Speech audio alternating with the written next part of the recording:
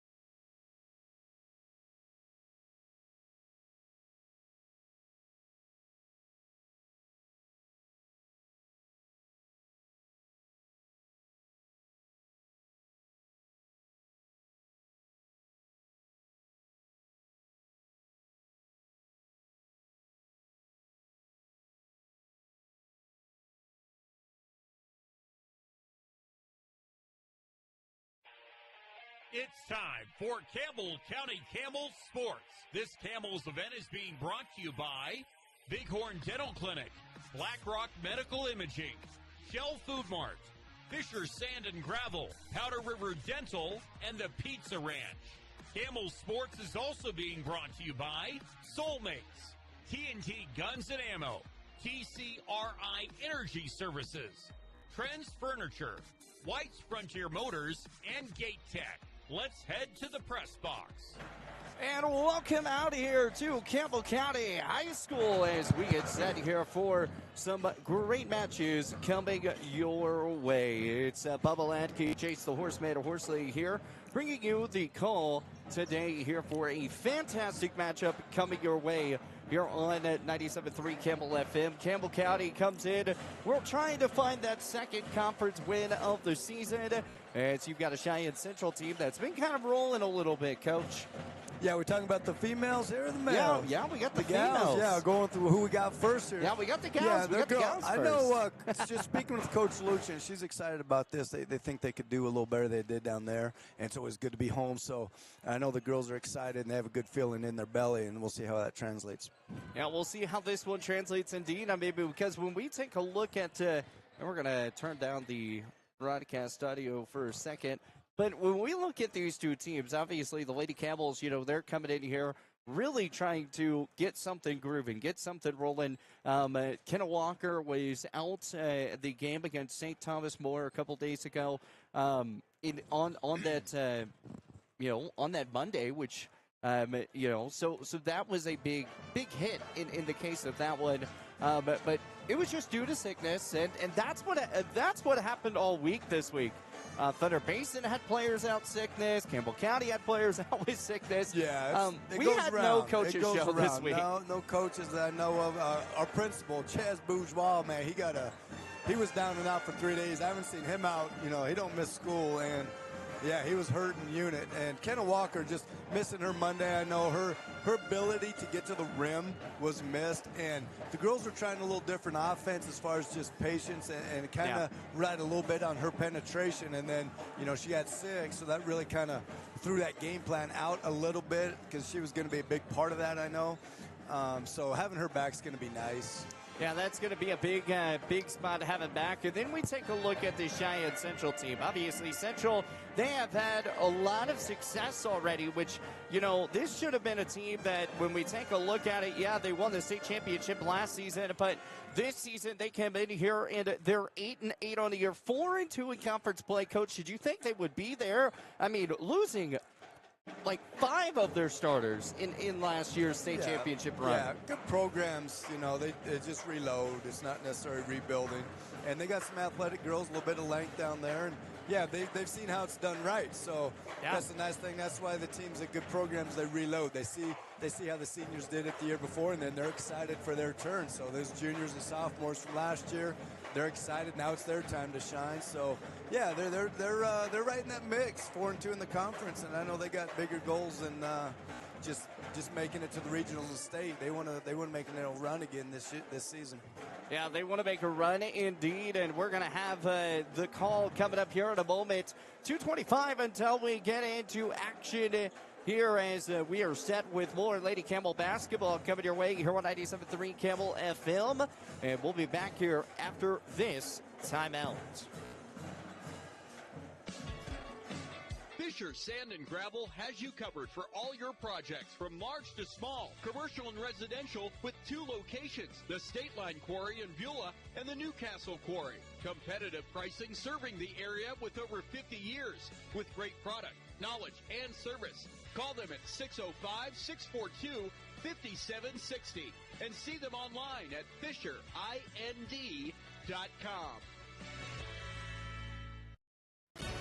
At TCRI Energy Services, we know success starts with setting goals and working hard to reach them.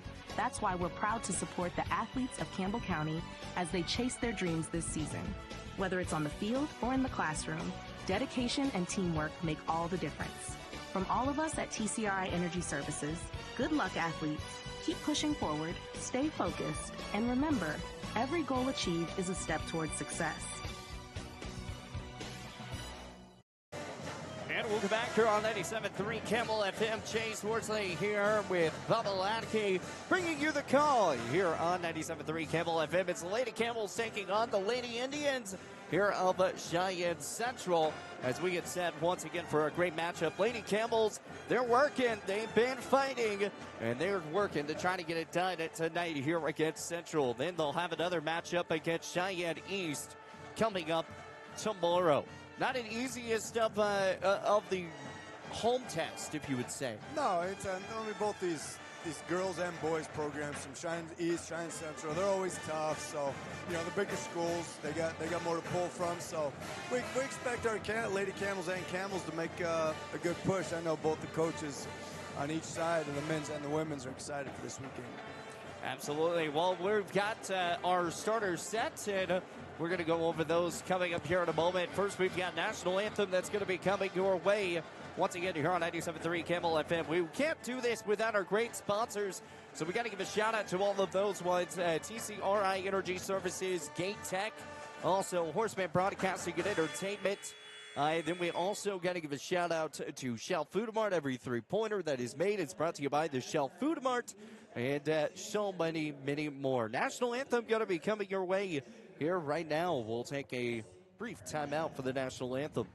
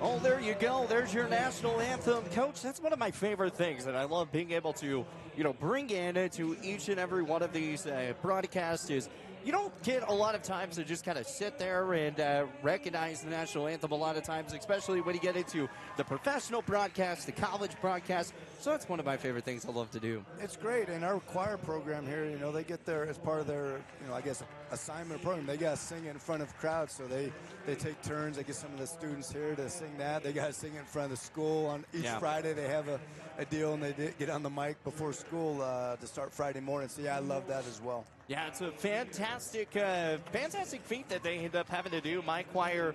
But we never actually were told that we had to do that. So I was told once that I was going to go out for it, and then let's just say the vocals went away, and so I stopped doing it. But hey, man, under the lights, you got to perform under those lights. Well, you can't, in the shower's easy. I'm really good in the shower. If there's anyone else listening, it's really bad. Yeah. So. Well, you know, I can do it now. Like, I've performed for a minor league baseball a couple of different times, like, you know, singing the national anthem there. And so that's something people don't know about me because I keep that part secret. I do not tell people about now we know. Now we know. Oh, yeah, unfortunately. All right, let's take a look at these starters here for Cheyenne Central.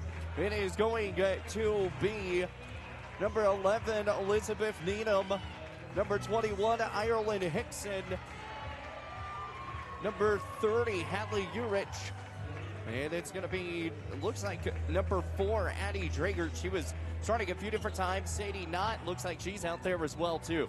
Then let's take a look at the Lady Camels here for tonight's matchup. It's going to be Ryland Haugen, Taryn Haugen, Kenna Walker. Then we've got Callie Eichscheid and also Bella Stewart. It's going to be the starting 5 here for the Lady Camels. 8 minutes. 8 minutes on the clock. I like the vibe, just the way they walked out. I could tell these Lady Camels are ready to go. They're excited for this one. Here we go. The tip is underway, and it's going to be picked up here by no one. Last touch stuff here looks like by Campbell County, so it's going to be Cheyenne Central basketball. So here we go off the inbound. Going to roll back from the left side. Here comes Sadie Knott. Knott moves out for the left wing, and now she'll move inside. Hickson will have the ball, fires it back over to Urich. Urich to the top. Top to right, drives in. Sadie Knott up the left elbow, up and no good on the shot attempt. And it's going to be rebounded by Ryland Haugen. Haugen's going to bring it up, and here comes Kenna Walker. Walker brings it up from right to left. A Euro step up and 2. Can't get the shot to fall. And Kenna Walker can't get it to go, but hey, right to the free throw line we go to start things off. Yeah, I mentioned her speed and her ability to get to the rim. I mean, that is her spot. If you look at the shot or the her shot chart, there would be, I would say, 70% right there on the right block. That's her spot. She missed the first free throw. Missed the first and getting set for the second. Second free throw underway, and that shot is off the back of the iron, no good. And it's going to be picked up here by the Lady Campbells again. Three-pointer, Ryland Haugen. That's no good off the left side. And rebounded by Kenna Walker once again. Out for the top, kicks it back to Ryland. Ryland fires it over to Eichscheid. Eichscheid back to Walker. Walker double team quickly, fires it to Haugen, and out of bounds it goes. Right there off the side of the iron. 2 offensive rebounds, 1 off the free throw. We got a great look at a 3, missed it. Got another offensive rebound, another look at 3, and here we go. Got possession with 7:16 to go in the first. 16 to go, 7:15 left to go in the first quarter. Ryland Haugen having some issues off the back. And out of bounds it goes. Last touch here off Cheyenne Central. So a 7:12 left to go here in the first quarter. Lady Camels so far in this one already have really been putting up a lot of great shot selections, but it's also been good rebounding to start off the ballgame. Haugen fires it all the way up over to Kenna. Kenna trying to drive inside the lane, fires it left, and that ball's going to be taken away. Here comes Cheyenne Central. Pushing it up past the tie line from the right side, drives in off the left-handed post shot. Can't get it to go, but it's going to be rebounded here by the Lady Camels. Now here comes Kenna Walker off the left side. Firing a high pass back to Ryland. Ryland to the top, over to Taryn. Taryn push it out for the left corner. Having issues. Walk for a jump ball, and it'll be a jump ball. Going to go Lady Campbell basketball. Yeah, Lady Indians are in a 2-3 zone. That does open up those rebound opportunities if we're crashing. We've already got a couple of those. So the Lady Indians are still in the zone here in the inbounds. And good cut there by Bella, she steps through and scores it. That was a good move, good patience in the paint. Yeah, good movements inside the paint. Here comes Cheyenne Central. It's 2-0 Campbell's lead. Back for the left side. Here come the Lady Indians from Addie Drager. Pushing inside, up for two off the back elbow. No good. And here come the Lady Camels. Now pushing it up from the timeline. 6:03 left to go in the first. The long key back for the corner. Drives inside is Haugen. Haugen fires it up off the elbow. Can't get it to fall. She puts the putback. Can't get that one to go either. And out of bounds it goes. Yeah, great take. She split the zone, got to the rim. Just missed the layup. Got her own rebound, missed it again. And Lady Indians ball on the baseline. Lady Indians, yeah, 5:54 left to go in the first. 2-0. Lady Camels lead this one. Going to bring it up the court, having some issues off that left side. They're going to call a double dribble. That one on Jordan Erickson. See if the Lady Indians stay in the zone. It looks like they are. 2-3. They really extended out. They like to trap out here. So a couple quick passes. We should find some easy ones. Those skip passes going to get taken away, and here comes Hickson. Hickson has a 1-on-2 break. The left-handed layup can't get it to fall. It's going to be picked up here by Maya.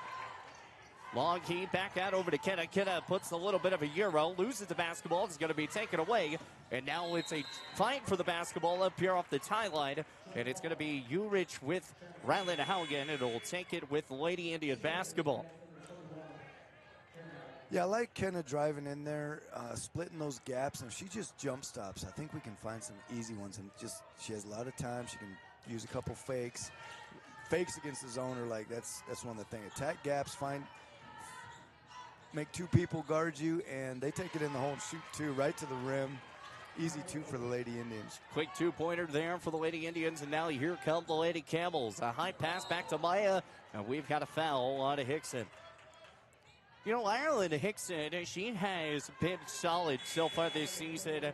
I mean, point-wise, defensively, she has been on a tear for the Cheyenne Central team. So far this season, in shooting percentage, she's been shooting around that 43%. Shooting pretty well. Yeah, big time. That's going to be taken away. Hickson will bring it up the court, back for the left side. Drives in, right-handed post. And we've got a foul. Foul on the play, 2-2 ball game. 5:01 left to go in the first quarter still. All tied up at twos. A couple turnovers for Lady Camels trying to make a skip pass against that zone without moving them first. Like to move that zone left to right a little bit, maybe find the soft spot in the middle at the high post. Ryland back out to Taryn. Taryn's going to bring it up the court now. She's having issues over with Central. Back over to Ryland. Ryland's pass is going to be deflected by Addie Dragert. And Dragert, who's going to push that ball out of bounds. It makes this 2-2 still. 4:53 left to go in the first quarter. Camels on the Indians, all tied up. Oh, they had a double touch. So there's another turnover on the cross-court skip pass there for the Lady Camels. Cross-court skip pass, yeah. I love Ball it. fakes are beautiful, you know. They do give it back to us, which is good. It was tipped by the Lady Indians, but could have been stolen easily.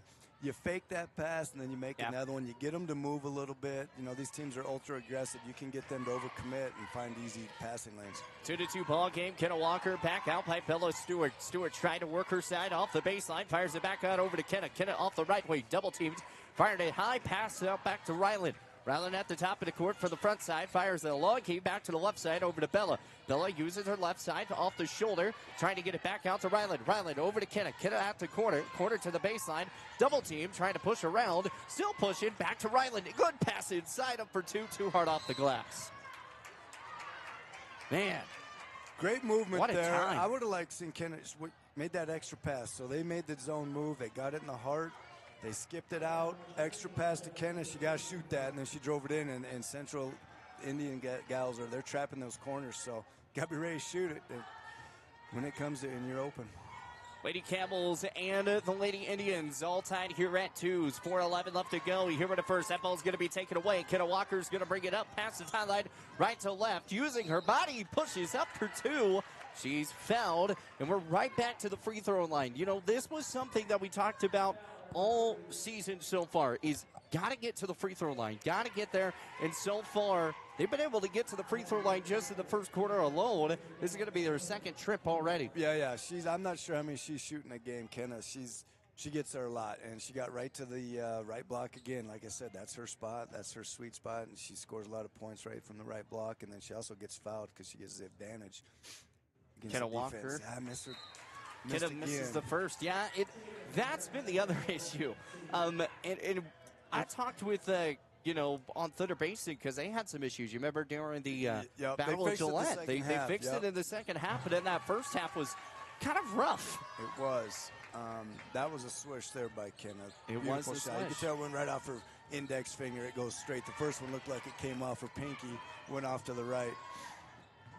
It's going to bring it up the court. Back for the left side. Taylor Trotline. Double team picked up by Ryland. Ryland's going to get the steal off the baseline. Oh, that's backcourt violation. It's 3 points. She had her right hip, her right foot, and her left elbow was on the other side of the backcourt. If she wouldn't have picked it up to throw it, she would have been okay. She would have been solid. All 3 points have to be across, and she picked it up to throw it and is over and back. So over the back here, it's going to give Central the basketball. Back for the left side, here's Elizabeth Needham. She's trying to use the baseline, travel violation.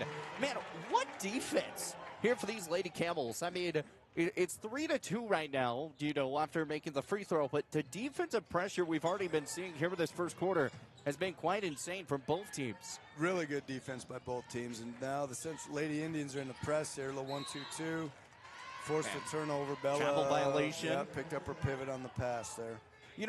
But when we talk about these Lady Campbells, obviously one of the big keys this season has been the first half has been pretty excellent. It's been that second half that everything kind of falters down because you also got to remember they're playing with a lot of young people that, they dealt with some injuries. Now they're kind of getting back to where they need to be, and they've had some tough matches. I don't know if we could pinpoint one thing, if it's conditioning, subbing, injuries, because they've kind of went through all that. I'd like to think the Lady Camels are in good shape because they do run a lot in practice. Kenna Walker, the underhand layup.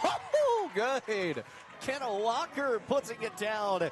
And here come the Lady Indians. It's 5-2 now. Lady Camels lead this one. Back for the left side, and foul we go. Kenna Walker got to her spot on the block, coast to coast. Took her about 4 seconds. You go baseline to baseline, dribbling the ball 4 seconds. And she did that right there and got right to her spot, maybe a little juke, and finished. We come down and foul. We're in good position. Girls didn't need to foul there.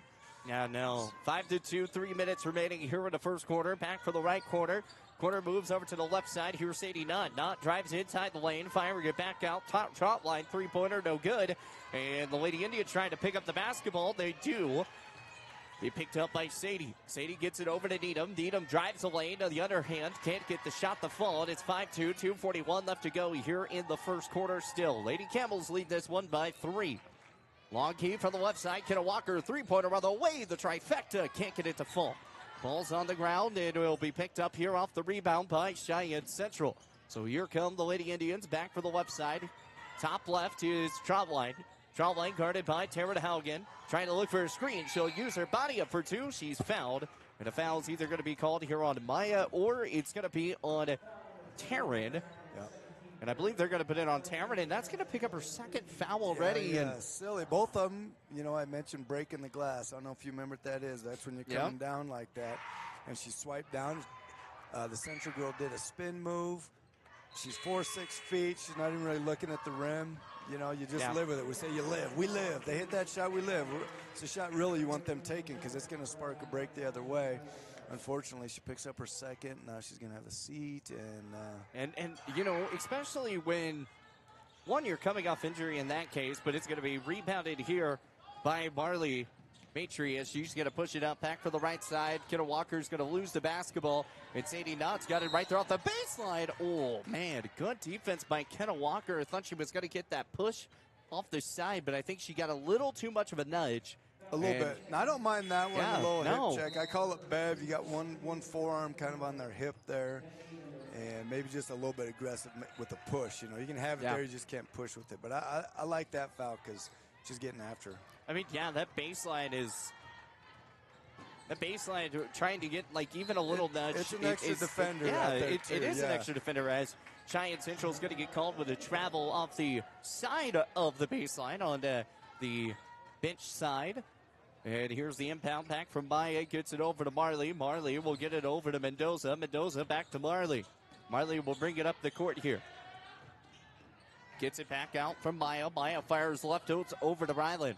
Ryland kicks it back over to Mendoza. Mendoza, three-pointer from Ryland. No good.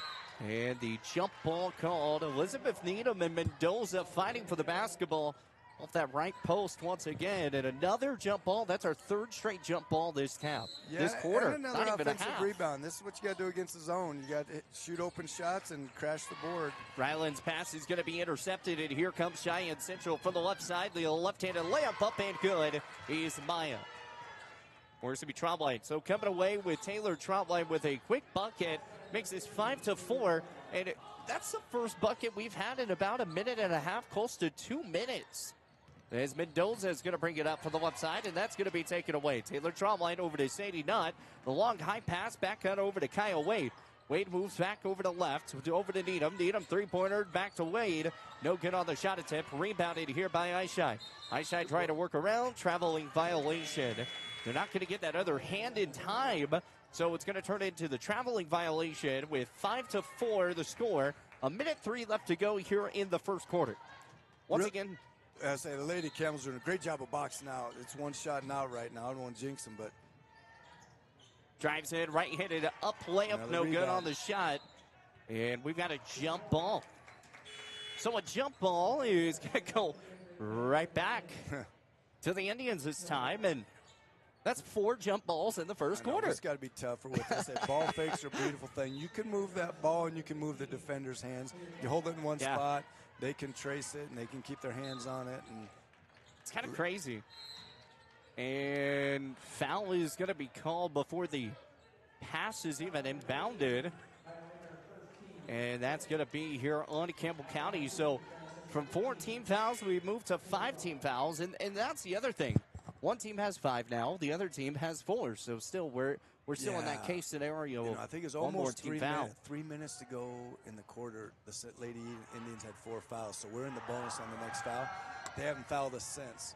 We've turned it over and thrown it in the hands. So that's a big part of this new 5-foul rule in the court. If you could get there early and get to the line, get some easy, cheap baskets, it's nice. She missed the first and the second. And getting the Lady Camels with great box outs and get the board. So getting the board here, Ryland's going to bring it up the court, back from the timeline, moves over to Marley. Marley drives inside the baseline, fires it left hand, out of bounds. Last touched up by Central. So it's still going to be Campbell County basketball with 49.7 seconds left to go here in this first quarter. It's a 1-point deficit here for the Lady Indians, as we said, 5-4. And Vic Wright did text me, and I'll tell you what the halftime score is for Thunder Basin and Cheyenne South girls here in a little bit. As that ball gets knocked out of bounds, it'll still be Lady Campbell basketball. 5-4, 46 seconds remaining here in the first. That ball took a trip to the cafeteria, Coach. Yeah. Doesn't look like it has any ketchup on it, so it should be good to go. Yep, no ketchup, and we roll down. Here's Kenna. Kenna inside pass back to Bella. Bella uses her body, and that ball's going to be poked and stolen away. Here comes Cheyenne Central. Back from the right side, pushing it up his way. Steps up, blocked by Ryland. Sends it back, and it's going to be picked up once again by Central. And a foul called here on the Lady Camels, and man, Ryland stuffing one back today. She did, and you know what? Mike Maloney missed that one. So after she blocked it, she frustrated the Central girl, and the Central girl pushed her in the back, and she was mad and pushed her into her teammate, and hey, you can't do ended that. up calling it on. That's crazy. Basketball gods, you say, got that one right, because Haugen got pushed into her by a Central girl. Yeah, I thought they were going to get the intentional flagrant foul there for pushing her. They didn't see it. Yeah, both shots no good here from Central. Got to get the basketball back to Trautwein. Three-pointer around the way, no good. Puts the put back, and that falls from Sadie Knott.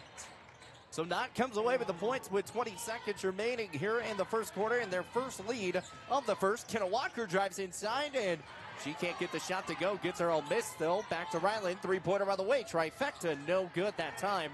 And Kyle Wade's going to bring it up. Has a chance for the last second shot. 5 seconds, 4 seconds, 3 seconds. Trying to work and dribble it away out of bounds. Good. And that will do it for the half. I don't think they're going to put 0.5 seconds on the clock after the ball rolls out. Let her go. So that's going to do it for the end of the first quarter. It's 6-5. If you are looking for a low-scoring affair, you've found one here at Campbell County High School. We'll take a timeout. We'll be right back here with more Campbell County basketball here on 97.3 Campbell FM.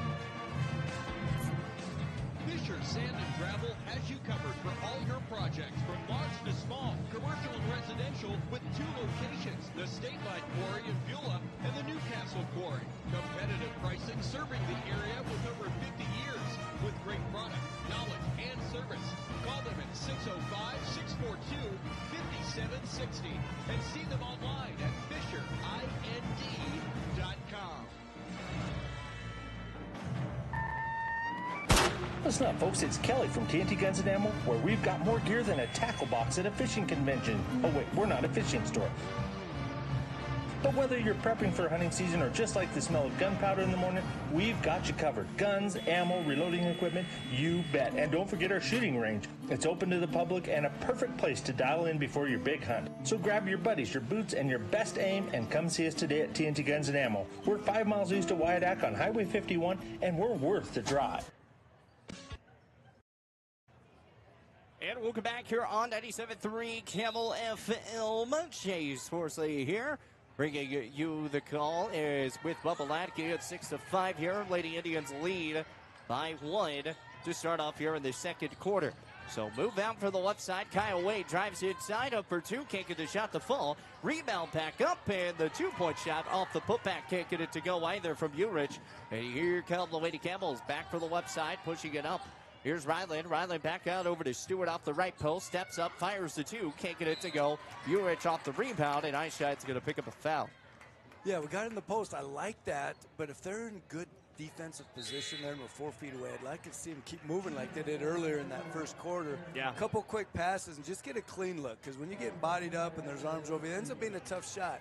You know, I know Coach Lucher talks about she numbers her shots differently, but a 1's like an easy layup, and 5s are difficult, I think, is how she numbers them. And that was like a 4, not very easy.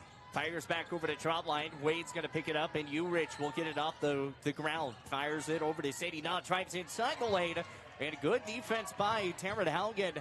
Not picking up anything. You know, she's already had 2 fouls, but she's playing here in the second quarter to start things off. Ryland, close to a walk. Fires it over to Kenna, and that will be a walk. I think that was kind of a makeup call in the case of Kenna Ryland. picked up her pivot, and the other one, it was really close from her pickup point to where her pivot foot did it come up, did it not? It was really close. It was but very Kenna close. definitely picked hers up, so it made it easy for us on that one. 7:04 left to go here in the second quarter. It's 6-5. Lady Indians lead this one. It's their first lead of the night. They got it right there at the end of the first quarter. Going to push it up here off the left side. Taylor Trotline gets it inside, pass over to Needham. Needham fires the left toe back to Sadie Knott. Long heave back towards her left side to Knott. Knott moves out left. Needham inside and can't get the pass going there. Addie Dragert, man, she is, you know, as we've been talking about her, she's been one of the studs here for the Lady Indians this season, but just missed that pass from Needham. Yeah, Kenna was giving up about 8 inches there and hooked her around the hip, but we get the ball back on the inbounds. It's going to get the quick steal off the inbounds. Kenna's going to bring it up the court. The little Euro up. Can't get it to go. And Eyeshine off the rebound. Lady Camels, I would have to say, they've been doing a really solid job here on the rebound game today. Yeah, I don't know what it is. We'll check it out here at the half for sure, but Lady Camels are killing them on the boards. Going to get the ball. Moves out from the inbound over to Eyeshine. Three-pointer. Can't get it to fall. Kenna Walker trying to get the board. Back out on the ground. Do we have another jump ball? And that's 5 jump balls alone here in the first half. That there was determination by Walker, man. She came in from the three-point line, out-jumped the Central girl, and around her somehow in the air, controlled her body and got 2 hands on without fouling. 5 jump balls. Have you ever seen it in a first half? Oh, yes. What's the most you've ever seen? Is that ball I don't want to say when away. and where, but I think it might have been a 7th grade girls basket B game few years back. Pushing it up from the left side. Hugh-Rich three-pointer off the left corner. No good. And puts the putback points. That doesn't fall either. Trying to get something back in. You need them off the putback, and she's fouled. We're heading right back to the free throw line. 6-5. Lady Indians lead this one with 6:04 left to go in the second quarter. Yeah, we missed a couple of offensive rebounds up. We're boxing out there. I'd say just not physical enough. And they hit their free throw. That might have been the first free throw they've hit all night.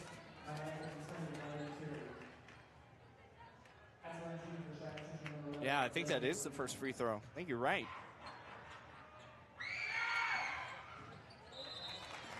And the second shot is good. Not a lot of free throws in this game have been hit. No. Which is not where you want it to be. No, I don't think it's about 3 for 16. Taryn Haugen can't get the shot to fall, and it's going to be picked up here by Taylor Troutline. Troutline pushing it up off the left-hand corner. Post up and good. Taylor Troutline, I mean, coming away with a quick bucket, and it's now a 5-point lead here. It's been 4 unanswered points here in the second quarter. It's a 4-0 run. Taryn can't get the ball, and it's going to be pushed off, and Lady Indian basketball. Another steal, and here come the Lady Indians. Back for the left side off the baseline, up for 2. Can't get a shot to go, and Kenna Walker is going to bring up the board. 10-5, 5:22 left to go here in the second. That ball is going to be poked away by Wade, and Wade's going to have another big steal. So a steal after steal. Ulrich going to bring it up now. Left wing. Higher three-pointer on the way. That's no good. Wide open. Just couldn't get it to fall. Need him off the putback. And that's good off the board. It's 12-5. It's a 6-point lead now. Yeah, they got us in rotation, which opens up rebounding opportunities. So they got a wide open look at 3. We're rotating, and they get the O board and put back. So have a 6-0 run, but it's a 7-point deficit with 4:48 left to go here in the second quarter. Looks like they're going to be taking a 30-second timeout. We're going to take them with them. We'll be back here with more of Lady Campbell basketball coming your way here on 97.3 Camel FM. Are you nervous about visiting the dentist? At Bighorn Dental Clinic, we understand, and we've got you covered with safe and effective IV sedation. Relax and let us take care of your smile while you stay calm and comfortable. Bighorn Dental Clinic, professional service, personalized care. Looking for a way to straighten your smile without the hassle of traditional braces? At Bighorn Dental Clinic, we're proud to offer Invisalign, the clear, comfortable, and effective solution to straightening your teeth. BighornDental.com. Are you nervous about visiting the dentist? At Bighorn Dental Clinic, we understand, and we've got you covered with safe and effective IV sedation. 4:48 left to go here in the second quarter. It's a 7-point lead here for the Lady Indians as we have the basketball off the right side of your radio dial, and it's going to be taken away. Lady Indians will have the basketball, but a jump ball, and it'll go right back to the Lady Indians, and that'll make number 6. 4:41 left to go here in the second quarter. 7-point lead. They're going to bring this one up here off the left side is Addie Dragert. Inside pass. Looking out over to Hickson. Hickson fires it left side. 3-point wing. Good. 3-pointer falls down.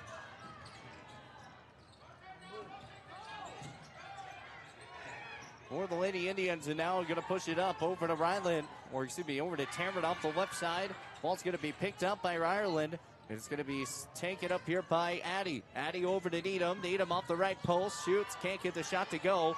And the rebound board once again. It goes to Elizabeth Needham. No good on the extra shot, though. 15-5.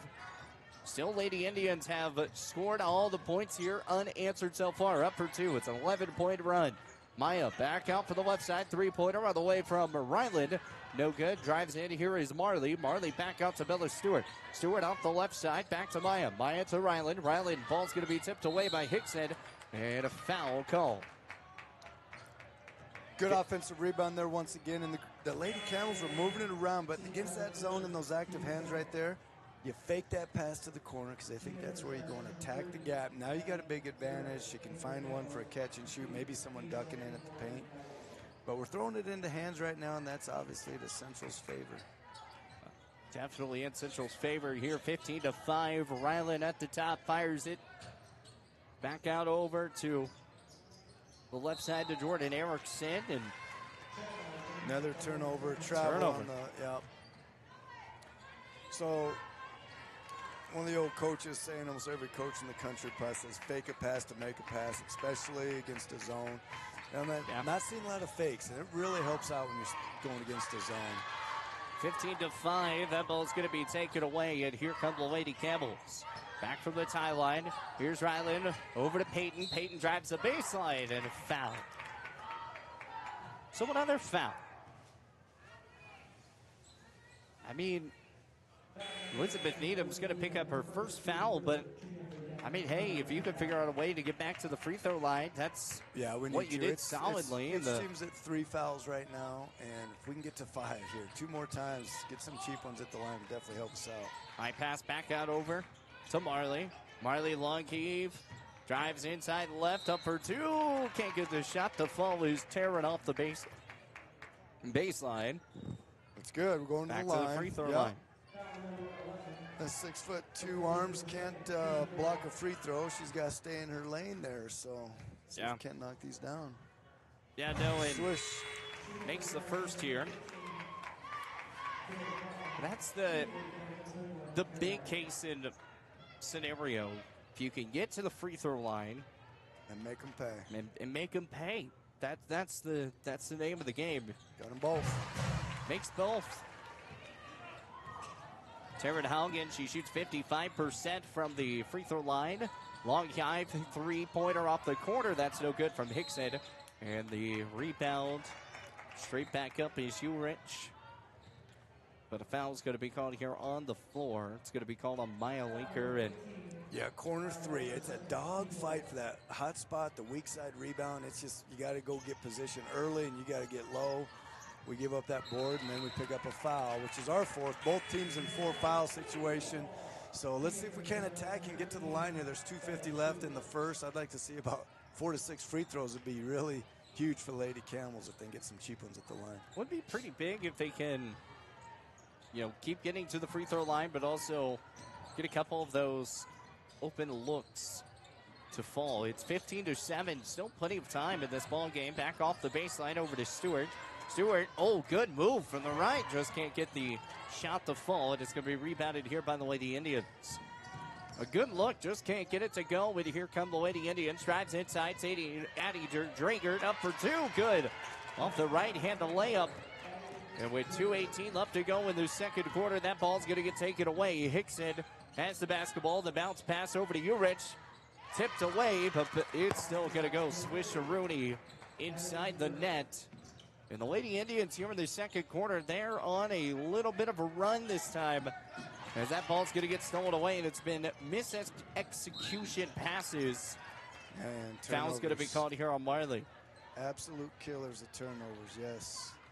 Fake it to make it. Haven't seen many at all, man. Just like fake it to make it. And you get them shifting, opens up gaps to drive or pass in. Yeah. And we're just kind of catching, turning and throwing, and it's throwing it right to the black jerseys, and they're going the other way. Now they're at the line. Yeah, we're already back to the free throw line, and you got a minute 56. So, I mean, you kind of got him away from the free throw line for, the whole game. All of the second quarter type of situation. So, but now you got a minute 56 to get as many fouls if you're Central onto the Camels as possible. And that's going to miss on the both shots. So 19-7 still the score. Moves down from the left side. Gurich at the top, inside lane. Fires it back out left over to Wade. Wade drives inside the lane with a right-handed shot. Can't get it to go. 19-7 puts the putback, and that shot falls. Yeah, there's that hot spot box again. Not physical, just touching. You got to get low, get physical. So bringing it up the court for the left side. The inside pass over to Martinson. Can't get it to go. The putback, just missed as well. But hey, heading to the free throw line. Dylan Martinson coming in for the first time today as well. Yeah, good vision by Hagen up there. See her open underneath. A long pass, cross half court, and Martinson catches it and gets herself to the line. 21-7, 14-point lead. Martinson, the first shot is up and good. Bella Martinson, 36% from the free throw line, shooting 4 of 11, making that 5 of 12 now. Yeah, nice follow through, good rotation. Bella's second shot is up and no good. Minute 29 left to go in the second quarter, 21-8. So cut it back down to a 13-point deficit. And Kyle Wade's going to bring it up back from the right side of the tie line, and she'll cut across rights back to Wade. Wade fires out, three-pointer on the way. Off the top, no good. Tamara Haugen will pick up the basketball, and Stewart will bring it up, fires it back over to Marley. And it'll actually be Marley who will bring it up off the left wing. Long cross-court pass back to Maya. Maya drives the baseline, fires a long high pass back to Marley. Marley over to Ryland. Ryland drives the front inside lane, and the bounce pass no good over to Stewart. Out of bounds it goes. That was a good possession. They attacked, they got him on rotation, attacked the gap once they had the advantage, and we had a layup with a good pass there. It would have been a nice, easy two for the Camels, but just a little bit low and out of bounds. Yeah, good pass in. Here comes Central back from the left side. Hurich drives in, the right-handed, the behind-the-back shot. That's kind of one of those where you know you're going to get fouled, you kind of just throw it up. Yeah, and defensively be disciplined. Yeah. Fake maybe like you're going to foul and then pull off, and then she's just going to throw it over her head, and you're off to the races. 51 seconds remaining here in the second quarter. Makes this 22-8. Cheyenne Central leads over the Lady Camels. Again, coming up after today's ball game, they'll be taking on Cheyenne East tomorrow morning at noon. So here comes Taryn, bringing it past the tie line, back from the right side. Ryland inside pass going to be taken away, and it's another turnover here for the Lady Camels. Addie Drager comes away with it, drives in, is Sadie Knott this time, up for two. Can't get that shot to fall, and it's going to be rebounded by Ryland Haugen. Haugen on the left side tie line, and out of bounds on the Lady Camels. Going to say she hit that sideline as she was taking it up the court. 22-8, 29.6 seconds left to go here in this second quarter. And the Lady Camels are playing down. That ball's going to be poked away by Maya, but Wade will pick it right back up. Lady Indians have 17 seconds left to go here in the ball game. Three-pointer on the way. Top of the key, no good. Elizabeth Needham off the putback, no good. Rebounds again, up for two, and off the iron, falls in. It's an and one attempt here for Elizabeth Needham. It's so hard when you kind of get into those cases because she's so tall. She is. Can't win that battle. Yeah, I'm kind of just keep beating a dead horse. Got to be physical, and those are the short shot box outs. That one right there is a tough one because the tendency is just turn and watch. Yeah. Those 2, 3, 4 foot shots, you got to get in quick and get position quick because there's not a lot of time before it comes off the rim. So those little short shot box, I call them, you got to get in there quick. Almost as they're shooting the ball, you got to have a leg on. 24-8, and the shot is up and good. So the and one does work out this time here for the Lady Indians. And with 7 seconds remaining here in the second quarter, it's going to be a last-second shot. No, it won't be. Urich is going to have the basketball. Here comes Indians back from the left side. Wade shoots the long three. No good at the buzzer, and it's 25-8. After ending the first quarter at 6-5, it was the Lady Indians who went on a monsterish run and getting a lot done, scoring 20 points in that quarter alone. I mean, Bubba, kind of crazy. Yeah, well, their defense really stepped up and got in our passing lanes. They do a great job of rotation in their zone. They anticipate really well. So, yeah, like I said, we have to space and use some ball fakes and then attack. Yeah. Right now we're just turning and throwing, and the Lady Indians are sitting on those, and they've got a lot of turnovers. A lot of turnovers indeed. Well, we're going to take a timeout. We're at the half. It's 25-8. Lady Indians lead over the Lady Camels. We'll be back here with more Lady Camel basketball. 97.3 Camel FM. Fisher Sand and Gravel has you covered for all your projects, from large to small, commercial and residential, with 2 locations, the State Line Quarry in Beulah and the Newcastle Quarry. Competitive pricing serving the area with over 50 years, with great product, knowledge, and service. Call them at 605-642-5760 and see them online at FisherIND.com.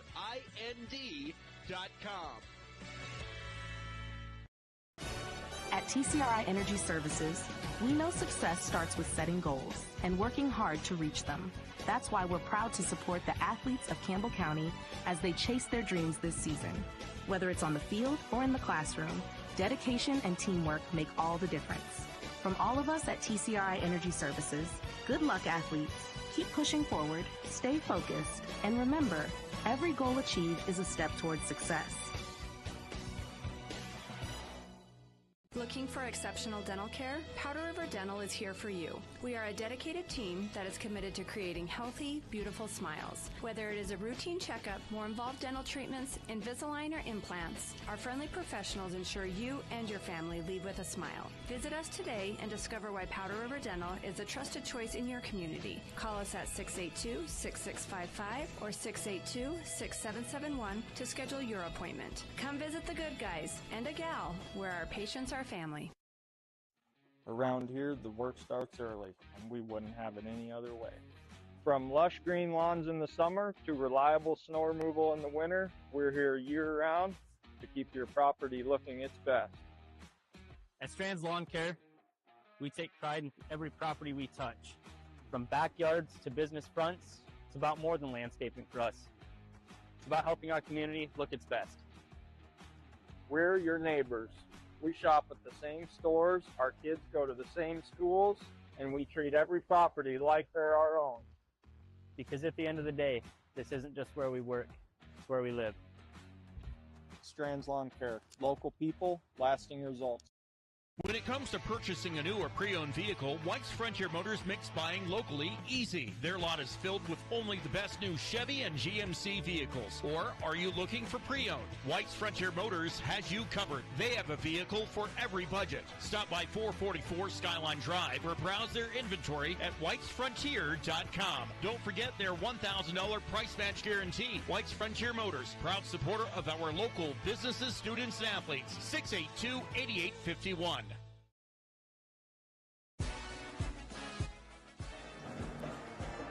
And welcome back here with more Lady Campbell Basketball, 106.7 The Legend, BasensRadio.com, as we are sat here in the halftime spot.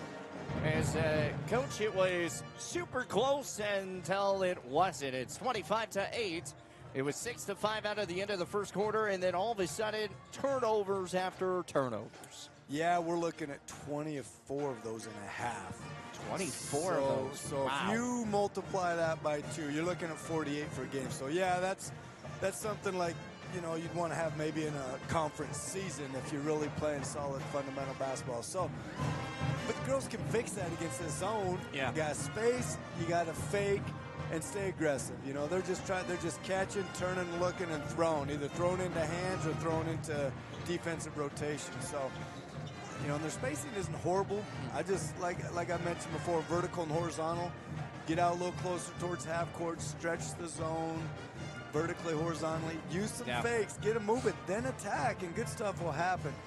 Right now, the Lady Central Indians, man, they're getting after it. Their long arms are getting in the passing lanes, and they've capitalized. Like I said, the second quarter, what was that, 19-2 run? Yeah, I mean, it was a huge run. We're 19-3. They were at 5 points. So, Lady Camels, I mean, you mentioned the turnovers. I mean, 24 turnovers. You mentioned 40. You want to have that, but it's like, golly. Like, it literally was just, hey, here's the basketball type of situation. Yeah, so hard.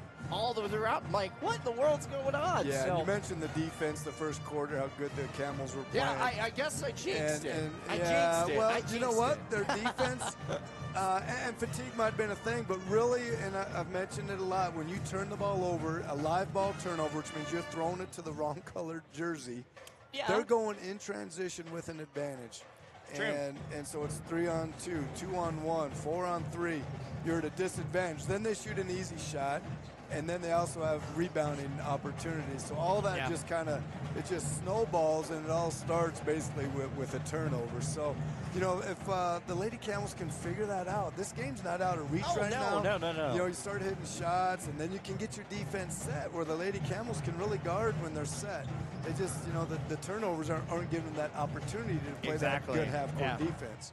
Yeah, no, this game is by far not out of reach. I mean, you're sitting here at 25-8. You know, we talked about a 19-3 run in that case, but when you really kind of think about it, now you just got to go on a run yourself. Yeah, I mean, it's one possession. It's just one of those cases. One possession. Every single time you get the ball, you're looking to get an easy shot, working and faking. Then they get it, you stop it one time. That's all it is. And then the next time down, do it again. Just keep one doing it. One possession at a time. And, you know, it's easy to say up here, but with that mindset, we're just going to score every single time. Do what it takes. Move, get open, use fakes. You know, it's like Dory. Just keep swimming. Dory, just man. keep scoring. Man? My kids are way too old for me to remember any Dory. Is that like Dory the Explorer or what? Finding Dora Nemo. the Explorer, Finding Nemo. Have you not seen Finding Nemo? Is that like Amnesia Dory? Like she forgets everything? Yeah, Dory's yeah, the one you that, definitely got to have some amnesia in next half. Like, forget about the first half type thing. Is that this? Is that what you're talking about? Who's the one that has amnesia? Like, you say something and... Yeah, no, that's her. Like, because you can't, like... Can't remember the bad play. Yeah. Let's go. That's it, Yeah, man. there you go. Exactly So right. perfect. You got to forget about it. You miss a shot, you got to be like, what's her name, Dory? Yeah, just Dory. The next shot's going in. Dory, it's the next shot. Next shot's going in. You turn it over, you just hustle back on defense, get a stop. Dory. That might be Coach Luchen's new thing, man. I like that. Hey, you know, I got some cool sayings every once in a while. Every so often, but... You know, my dad used to say in summer basketball, turn the page. That was a big thing. Turn the page. Forget about it. That page, you've already read it.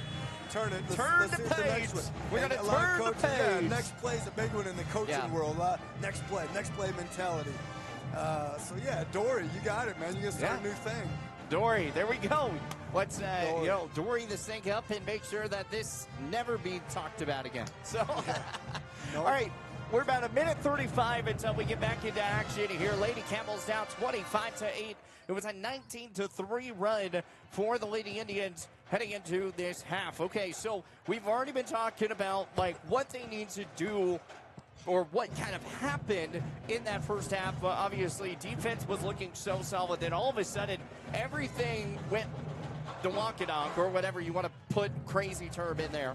But when you look at it, how do you think this next spot needs to be here in the second half? What do they need to do to kind of get back in rhythm? Well, I mean, we just mentioned take care of the basketball. Number one. I mean, that it boils down to that because it all was snowballing. And once you see a shot fall, you know, they got some good looks that first half, and it didn't fall. But once you see a shot fall, you know, and then another, and then the floodgates open, you never know what can happen. 2 or 3 threes in a row, then you get a steal and a layup, and they're calling timeout. Now they're all getting panicky over there on the Cheyenne Central sideline, and the energy's picked back up for the Camels. So they need some sort of spark. You know, someone come out, maybe get a steal layup, see it go through the hole. And then, you know, they maybe get 3 or 2 to fall, and then get their defense set and keep taking care of the basketball. And that's really what they got to focus on right now. It looks like it's Lady Indian ball right now, and so the Camels just think, let's get a stop, go down and get a bucket, and see if they can get those floodgates to open up a little bit. Well, it's a skibbity-dibbity day here as it's 25-8. The score right now, if you're wondering, I got challenged, or, you know, I did a challenge with the Lady Camels basketball team, and I asked them, I was just like, hey, what are some fun words to add into the broadcast? And then I have to say that was one of them. That was one of them. Let's play some skippity-dippity-dee. Skippity-dippity-dee. Here we go, off the inside. Can't get the shot to go. Elizabeth Needham. Got away with a little foul on that. Going to be able to grab it. Oh, yeah. We'll take it. Yeah, no, and it was actually the JV girls that gave it to me. 25-8, 7:50 left to go here in the third. Long pass back on over to Ryland. Ryland having some issues, and we'll fire it back down and back over to Callie. Callie trying to work her way off the sideline. And out of bounds. Last touch off here by Cheyenne Central. So it'll still be Lady Campbell basketball. 25-8, 7:40 remaining here in the third. Ryland will bring it up here off the top of the Campbell. Fires it over to Taryn. And, Ireland, she tried jumping the pass against Kenna. And we got a body check. We're playing some hockey out here tonight, apparently. That was physical. She just missed that still, but ran into Kenna. I'm glad Kenna's okay. Looks like she could have broke a rib on that contact. Yeah, no, that's what I was saying. We're playing some hockey. I mean, you've seen the full force of how hard people get hit there. Kenna Walker fires it out for the left side, and that's going to be taken away. Here comes Ulrich pushing it up off the right hand, uses her body, can't get the shot to go. It's going to be picked up here by the Lady Indians. Back out over to Wade. Wade off the right hand post, up and good, and falls in. 27-8, a 2-0 run to start off, and makes it a 21-3 run to continue. Yeah, and then we got fortunate there. They fouled us. Kenna dribbled across half court. Central traps us. It's 4 defenders on you. You got the sideline, you got the half-court line, and 2 Central girls. So we basically got 4 defenders around you. Yeah. We got fortunate they fouled us, and we get the ball back out. 27-8, the score. Ball going to get stolen away. Here come the Lady Indians. Ball going to be tipped away again. And now here comes Central full force now. Past the tie line for the right side. 6:50 left to go in the third. 27-8. Back for the left corner. Three-pointer on the way. That's too high off the mark. And the ball's going to be tipped away, stolen away once again here for the Lady Indians. Ryland tried to work and out of bounds. Last touched off here by Wade. Kyle Wade, the 5'6" sophomore. She is very speedy. Very quick. Very quick indeed. And, you know, this Cheyenne Central team has a lot of sophomores, only 2 or 3 seniors on the squad. As that ball is going to be a traveling violation here for Kenna Walker. And, I mean, you look at the talent that these sophomores have. This team's got some potential to be pretty solid for the next 2 years. Yeah. You can see they've maybe gotten even a little better throughout this season. The next 2, the odds are they like to play, so they'll be in the gym for the next couple years, and they'll be contenders for sure. Urich off the top, inside pass out to Sadie. Can't get it to go. Urich up for 2. She's fouled, and we're back to the free throw line again, 27-8. It's a 2-0 run to start off here in the third quarter. Lady Indians lead that run. It's 27-8. 6:11 left to go here in this third quarter.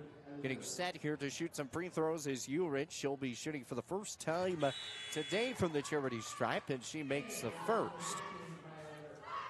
Urich so far this season, 68% from the free throw line. Second shot is up and off the back of the iron, no good. Rebounded here by Central off the side, and Bella Stewart's going to get called for a push off Wade.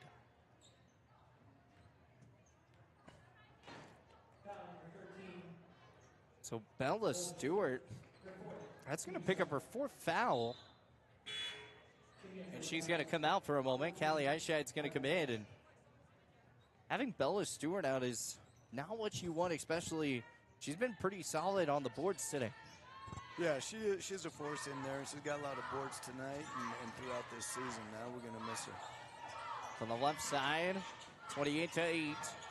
5:58 left to go. Long heave, back from the right corner. Moves out for the right wing.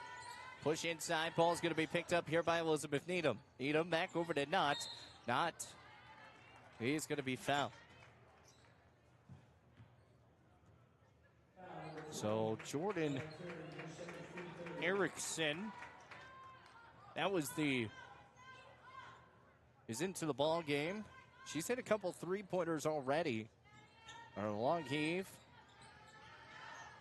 Back from Traubline. Traubline moves over to Urich. Urich back to Needham. And, hey, if you got the height, you got to use it. And it's a bucket that falls. It's 30-8. Lady Indians, 5:34 left to go in the third. Maya brings it up past the tie line from the right side. Pushing it up off the lane. Kenna Walker. She'll walk in and a foul. Yeah, nice take by Kenna there. Yeah, Lady Central Indians with a big girl in there. There's a perfect pass. We did a good job fronting. I think Walker was around front there, and we're just about a step away from the help side, and it's a great throw, great catch, and finished by Lady Indians down there. It's a 22-point deficit.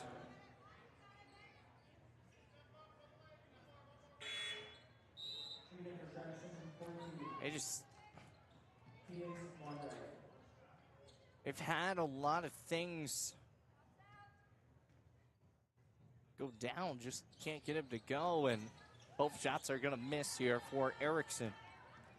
So here come the Lady Indians. 5:22 left to go here in the third.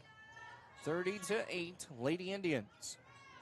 Jordan Erickson drives in from the left lane. Kicks it back off the corner. Corner back to the top is Troutline. Troutline inside over to Addy. Addy fires it back to the left side. And Cadence Mondragon, no good. Sadie Knott off the rebound. Or excuse me, Addy off the rebound. And a jump ball.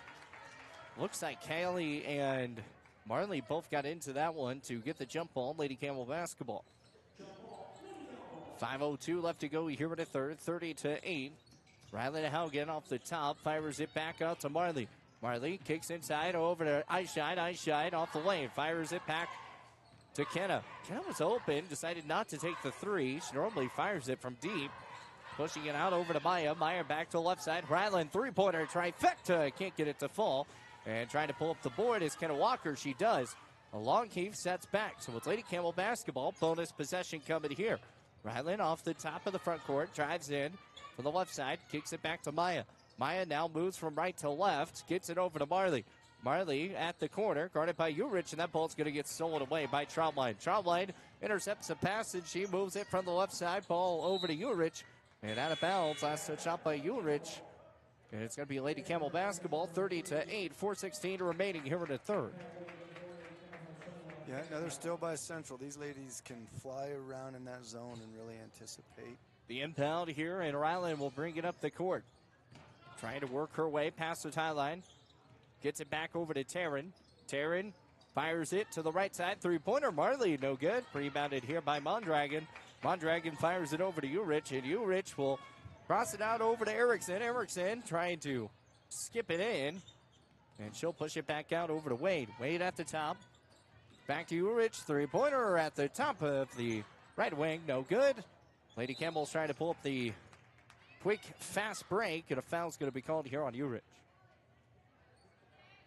30-8, 3:44 left to go in the third. Lady Campbell's held scoreless so far here in the third quarter, and we've got a timeout. 3:44 left to go in this third. It is the Lady Indians who lead big out of the third. We'll take a minute timeout. We'll be right back here with more Lady Campbell basketball coming your way here on 97.3 Campbell FM. Looking to control access to your property? Trust GateTech, your premier access control partner. With over 20 years of experience, GateTech offers custom design automated gates for sale or rent, backed by long-term service agreements. Whether it's industrial, commercial, or residential, we build systems that fit your needs and your budget. From simple remote entry to systems you can control from anywhere in the world, we've got you covered. Call 307-939-GATE or email gatetech@westernserviceswi.com. Save locally at Trends Furniture. They give a better deal on better quality. Sell at a better price. They give a better deal on better quality. So good, you gotta say them twice. The Mattress Center at Trends Furniture is a place you can shop in peace. Our non-commissioned sales team is here to provide outstanding service to get you a better deal on a new mattress or adjustable base to help you feel rested and energized. Trends Furniture offers payment plans on major brands like Beauty Rest mattresses. To get the best prices and a great night's sleep tonight, visit locally owned Trends Furniture at 408 South Douglas Highway. Well, welcome back here on 97.3 Campbell FM. Lady Bolts come away with a win over Cheyenne South, 72-12. As that ball's going to be stolen away, and here comes the Lady Indians back for the right side. Drives it upside for two. Can't get it to go. And it's going to be picked back up here. Firing out from the left side. Pushing in is Ryland. Ryland drives in for the right-handed post. Can't get it to go. But the putback points fall in. Janie Ramir comes away with a bucket and gets the putback points. That's what you need. Yeah, good little spark. Opposite side, she got the board on the hot spot. Inside pass, and it's going to be a foul. Mondragon heads to the free throw line.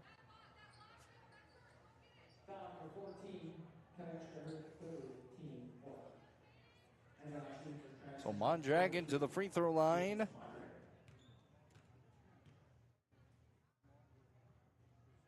First shot is up and good.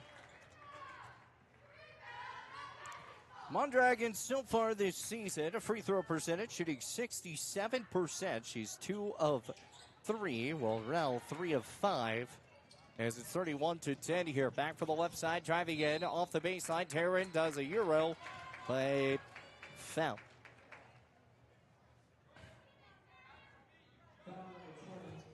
To the free throw line we go. It's reversed this time. Hey. Both teams have been in the bonus. Well, really, actually, this is the first time Lady Campbells have been in the bonus. They've had 14 fouls. Yeah, this is good. 3 minutes to On go. Central. So, I mean, you can make a legit run here. Yes, you can. With 3 minutes to go in the third. Second shot is up and good, so makes both here for Taryn Haugen. And a 55% free throw shooter makes them both count. Trial line to the top, back over to Wade. Wade drives inside the lane, trying to work her defense is Taryn, and Taryn's going to pick up the board. Off the board, pack from my side. It's a long heave over to Kenna Walker. Walker's going to try to get into the lane. An easy bucket. Good, 2 points. Boom. Kenna Walker walks home, gets it done. It's 31-14, 2:28 left to go here in the third. Good defensive pressure. Ball tipped away. Ratlin's going to have the basketball. Good tip from my side. Ratlin fires it off the inside, and it's going to be intercepted here by Ulrich. Ulrich is going to fire it all the way over to Taylor Traubline, and here come the Lady Indians. A good defensive possession there, and the ball tipped away. Taryn's going to pick up a foul. Yeah, Lady Camels picked up their intensity right there. I mean, they got after him, a little full court pressure, forced a couple turnovers, got to the line and got a layup there for Walker. Reached in there a little bit, but clock stops. So Taryn Haugen, I don't pick up her. Oh, they actually went ahead and put it on Ryland. They didn't actually put it on Taryn, so that saves some good things. That would have been 3 fouls on Taryn, but You know, you got 2 Camels close, and if you both are kind of reaching, if you don't have very many fouls, you raise your hand, I suppose. Yep, that's fine right there, absolutely. Yeah, it's a good sis. 33-14. Pushing back for the left side. Here comes Kenna Walker. Pass to Tyline. The inside pass looking for Taryn. Taryn loses the ball. Picks it back up. A long quarter pass. Can't get it to go. Body's on the ground. And a foul. That's going to be on Ryland. That's going to pick up her 3rd foul. So immediately after getting the foul back, that's the downfall about trying to take a foul for one another. It's especially when you go down here and then you get called for another foul. You're like, well, there's 2 back-to-back fouls. Yeah, now you're looking at foul trouble. Exactly. So that's 3 fouls shooting here at the free throw line.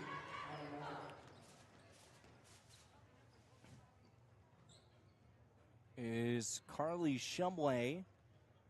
She's been 100% from free throws. She missed the first this time, though, so no longer the 100%, and she makes the second. 34-14, it's a 30-point lead. Or excuse me, 20-point lead, not a 30. Back from Maya. Maya back from the left side over to Marley. Ball's going to be tipped away. Callie trying to hold on to it. She does. Oh, man, she had Kenna wide open off the left wing. Drives it off the baseline. Kenna wide open. Now back out over to Taryn. Taryn at the top. And a travel violation. Got a little happy feet on the catch. There's someone open. Central girls are flying around. She wasn't real sure what she wanted to do, and both feet kind of came off the ground at the same time before she dribbled. So 34-14, still a 20-point lead here for the Lady Indians. A minute 33 left to go. Still plenty of time to kind of make a little bit of a run, but you got to get rolling quickly. Mondragon, ball's going to go to bounds, and that helps right there. Oh, yeah, anytime you force turnovers, you want to get back in the game. That's it. That's the recipe. That's where you put it at 34-14, a minute 26 left to go. A long heave, back out to Maya. Maya will bring it up the court. Double team, triple team, back out to Taryn. Taryn fires it, past the tie-line now, over to Marley. Marley having issues. She'll have to throw a high heave back to Maya. Maya right to left. Over to Marley. Marley back to Kenna. Kenna off the right corner. Back to Maya. Maya drives inside the lane. The left-handed post. Back to Eyeshine. Eyeshine, and oh yeah, I was wondering if they were going to call that one. Carly Shumway is going to get called for a kickball violation. Still be Campbell County basketball. I was wondering if they were going to call that one. Yeah, a little delayed whistle. Mm-hmm. She definitely stuck it out there way out the plane, and if they didn't call it, it was going to be a layup. It was up top, and it was going to be a 1-0 layup, so I'm glad they called that. 34-14, still 20-point lead. Inside pass back to Maya, up for two. Can't get it to shot. And it's going to be picked up once again by the Lady Indians. Here comes Traubline. Traubline passing the tie line from the right to left. Moves up, three-pointer on the way from Carly Shumway. No good.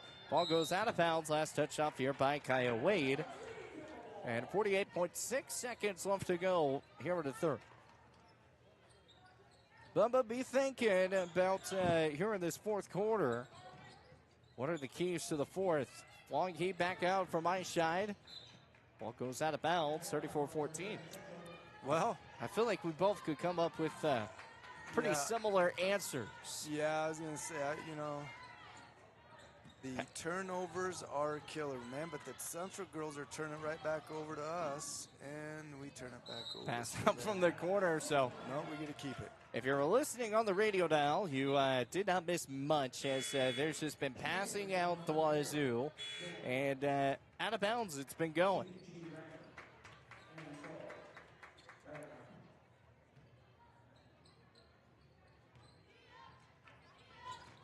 So we're going to bring it up from the left side.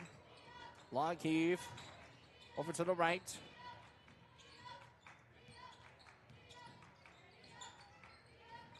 Trying to work his way back to Marley. Marley off the tie line, 10 seconds. And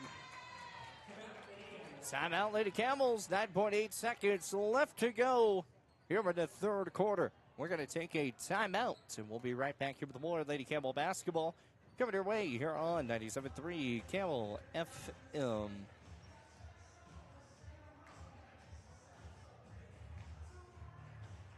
Looking for your dream home or the perfect commercial space? Are you considering selling? At Signature Real Estate Group, we've got you covered. Visit us at 1211 South Douglas Highway, Suite 90 for personalized service and expert guidance. Whether you're buying, selling, or investing, our experienced team is here to make your real estate journey smooth, successful, and guide you every step of the way. Call us today at 307-670-9222 and let us help you find the perfect place to call home. Signature Real Estate Group, faith, family, and real estate.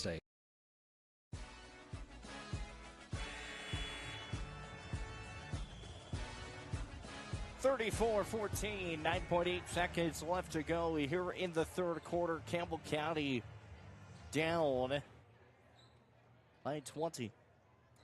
We got 10 seconds. Let's see what Coach Lucent draws up here. I think he's going to flash something to the middle. That's a soft spot, and the corners and blocks can be open from that point. We got to the middle side. Ball goes out of bounds. So throw it to the left wing, and the bottom part of the zone comes up and takes away that corner pass. But that's where that ball fake, get her to extend out to take away the corner, and that's going to open up a middle drive. If we can see that, we take advantage. Marley gets it back for the left side and fired it back to Ryland. 1 second, that ball's going to go out of bounds, and there will be no shot at the buzzer. 34-14 to score at the end of three. We'll head to the fourth quarter, where the Lady Indians lead this one by 20. We'll be back here in about 1 minute here on 97.3 Camel FM. At TCRI Energy Services, we know success starts with setting goals and working hard to reach them. That's why we're proud to support the athletes of Campbell County as they chase their dreams this season. Whether it's on the field or in the classroom, dedication and teamwork make all the difference. From all of us at TCRI Energy Services, good luck, athletes. Keep pushing forward, stay focused, and remember, every goal achieved is a step towards success. Score big this fall with BlackRock Advanced Medical Imaging. Our state-of-the-art X-ray and MRI scans deliver crystal clear results faster than a quarterback sneak. With timely scheduling, we'll get you in and out with ease. Trust our expert team to keep you in the game with precise, detailed images and compassionate care. Visit blackrockmri.com or call 682-8228 to schedule your appointment today. BlackRock Advanced Medical Imaging, your health, our precision.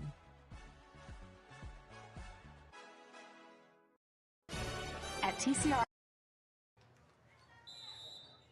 Well, it's 34-14 at the start of the fourth quarter.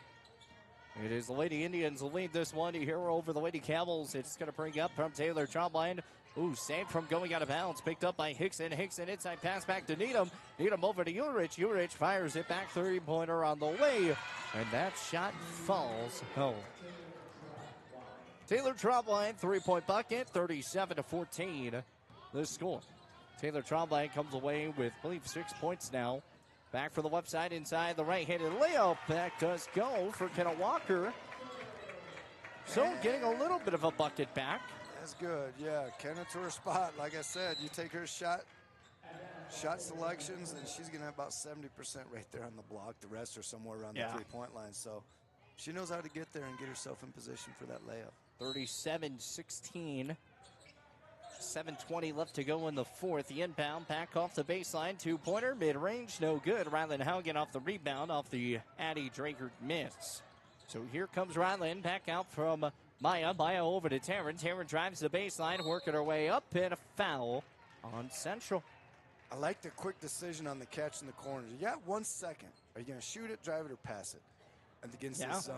And she caught it, and she instantly drove it. She saw a long closeout. She drove it, and I gave her the advantage right there. So I like the decisiveness. Sometimes if you make a decision, even if it's the wrong decision, it's good for your team because it's quick. And, you know, maybe you're supposed to shoot it, but you drove it, so they have to react to that. So I like that quick decision there by Haugen, and she missed the first shot. Missed the shot. second. No good. 37-16, 7:07 left to go here in the ball game. Dragert's going to bring it up here from the sideline, from the right side. Moves out to the left. Over to Elizabeth Needham. Needham, ball's going to be picked up by Hickson. Hickson moves back to Dragert. Dragert, ball goes out of bounds. Last touchdown here, by the way, to Campbell's 37-16, 6:50 left to go. Elizabeth Needham working the top, gets it over to Ireland. Ireland up for two off the iron, no good. Ooh, Needham got lucky off of a walk there. Back to Urich, up for two, no good. Good defense by Eyeshide. And here comes the Lady Campbells. That ball's going to be picked off. Elizabeth Needham back for the left side three-pointer from Ryland Hickson. And no good there. Back up from Taylor Trombley, the mid-range floater. No good there. Urich off the putback. No good on that one either. And just can't find the bottom of the barrel. It's going to be rebounded by Urich once again. Up for two and finally falls in after 5 straight rebounds. 5 offensive rebounds there for the Central Indians. They really got after it on that and went after each rebound until they scored it. Eyeshine from the top over to Ryland. Ryland inside pass to Taryn. And it's going to be blocked by Needham. Out of bounds it goes. Lady Campbell basketball. Needham will come and sent off the baseline. Taryn will come out. Eyeshine will come out. Marley comes in off the baseline. Fires it over to Ryland. Ryland back to Kenna. Kenna to the top over to Maya. Maya over to Stewart. Stewart up for two. Good. Great play. High-low against that zone. You know, you haven't had Bella Stewart this whole entire time here in the fourth because she's at that 4 foul mark. So her being back in, we'll see if that changes things. 39-18. Inside pass Needham. And that shot's good. Just quick, easy buckets here for Cheyenne Central. It's 41-18 now. So here comes Marley back for the top. It's a long heave over to Kenna Walker. Walker drives in off the right left post and good. 41-20. Lady Campbell's trying to make a push here in the fourth. Off the baseline, back to Taylor Trombley. Trombley moves it back from the left. Three-pointer on the way from Hickson. No good. Rebounded. Right back up with Addie Dringer. And good for 2 points. 43-20. Now the Lady Central Indians are getting a lot of O boards and capitalizing. Here's Stewart going up with another fast break. Trying to get the 2-point bucket to go. Can't hit. Here come the Lady Indians back for the left side. 43-20. Three-pointer on the way from Urich. No good. Trying to pull up the board. And jump ball. Campbell basketball. 4:48 left to go in the fourth. You know, Coach, we've kind of been in a turnover battle, especially here in the fourth quarter. Even more. Well, throughout the game. I mean, even more so. For 48, yeah. 43-20. We'll go over all the stats and stuff coming up at our postgame show. The quick inside pass. Good. Bella Stewart coming down. Yes, there's that quick decisiveness. Off the sideline, back for the right, 22-43, three-pointer on the way, no good. Elizabeth Needham gets their own board, back over to Ireland. Ireland back to Needham, up for two, off the iron, no good. Back up for two this time, and no good as well from Sadie Nutt. right back to the free throw line, Coach. I think that's actually the first free throw line we've had here in the fourth. Yeah, well, it seems like every shot the Lady Indians are missing, they're getting their own rebound. I think they're at 14 shots this quarter. It's crazy. Sadie Knott makes the first, 22-44. Yeah, there's different ways to get extra possessions. Turning the ball over, you get extra possession. Lady Indians, they're almost at 40 turnovers that they've forced. And they're at 18 offensive rebounds. So there's, incredible amount of extra possessions they're getting. I'm surprised they don't have more than 45. There's another 45-22 turnover up for Sadie. Not good off the right post. And another bucket falls. 47-22 still the score. Back for the left side. Ball's going to be taken away, picked up here. And another turnover here from the Lady Campbell. Central Indians off the baseline. Two-pointer, mid-ranger. No good. Kenna Walker off the board. 47-22 off the sideline, has to get it away, and Ireland Hickson is going to pick up a foul. 47-22, 3:53 left to go in this ball game, and just haven't been able to get a lot of those shots. Take care of the basketball. Take care of the basketball, number one. That's the big thing. 47-22, 3:49 left to go with the inside pass back to Walker, denied by Needham. And it's picked up here by the Lady Indians. Sadie Knott brings it up off the baseline. Off the tie, back to the baseline. Tipped out of bounds. 47-22 still the score. 3:37 left to go in the fourth.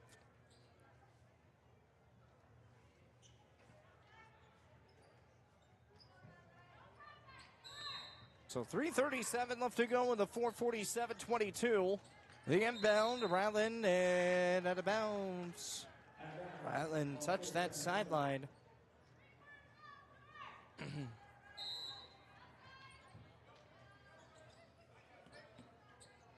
Trying to get the inbound, fix it over to Hickson.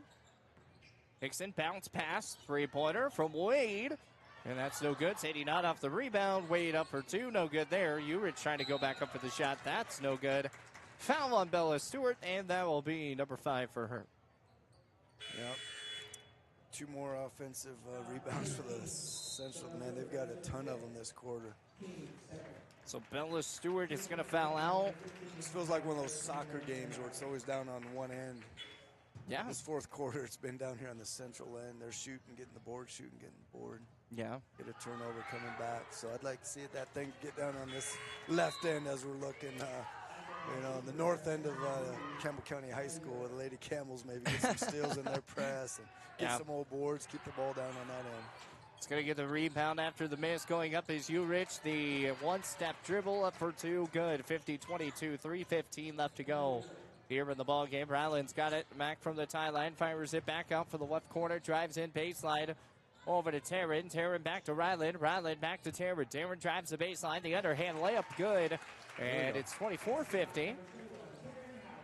So here comes Ireland Hickson from the tie line. Needham to the top. Back to Hickson. Hickson rolls one. Back to Knott. Knott to Wade. Wade drives the lane. Up for two. No good. And a rebound here by the Lady Camels.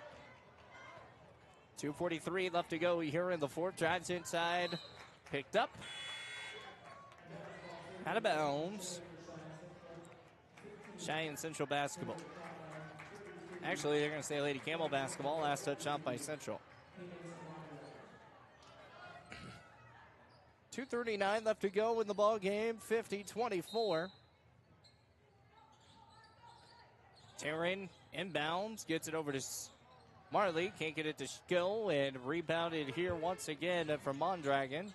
Mondragon finds over to Taylor Traubline. Traubline 50-24 off the baseline, right corner. Pushing out left, three-pointer on the way from Wade.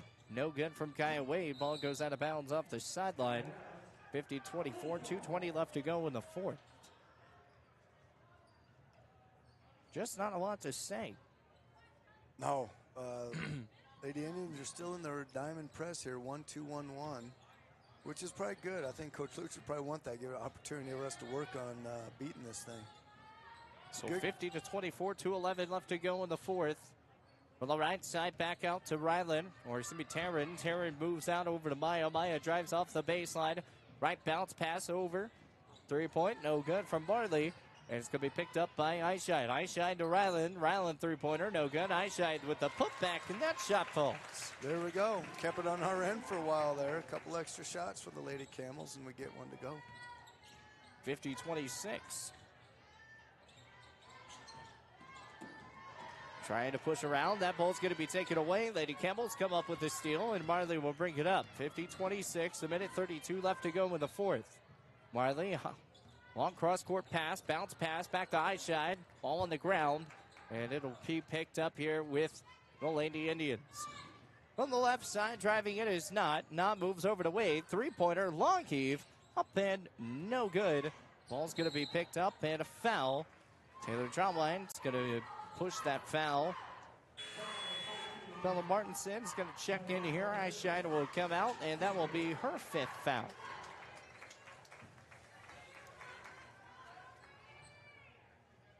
So a minute 13 left to go. And they're going to bring in the subs all throughout. From the right side is Grace Hibben. Hibben fires out over to Shumway. Back to Hibben. Over to Coley Greer. And the ball's on the ground. 55.4 seconds left to go. A jump ball once again.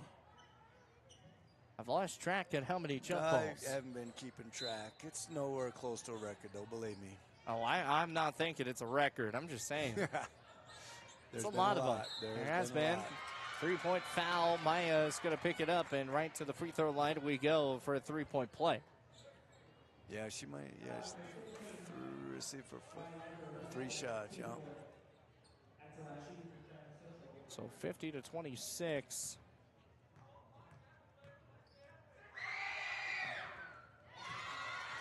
Shot is up and good.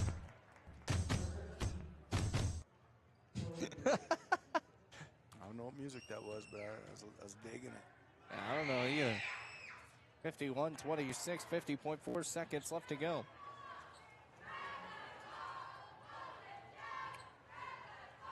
Shooting another.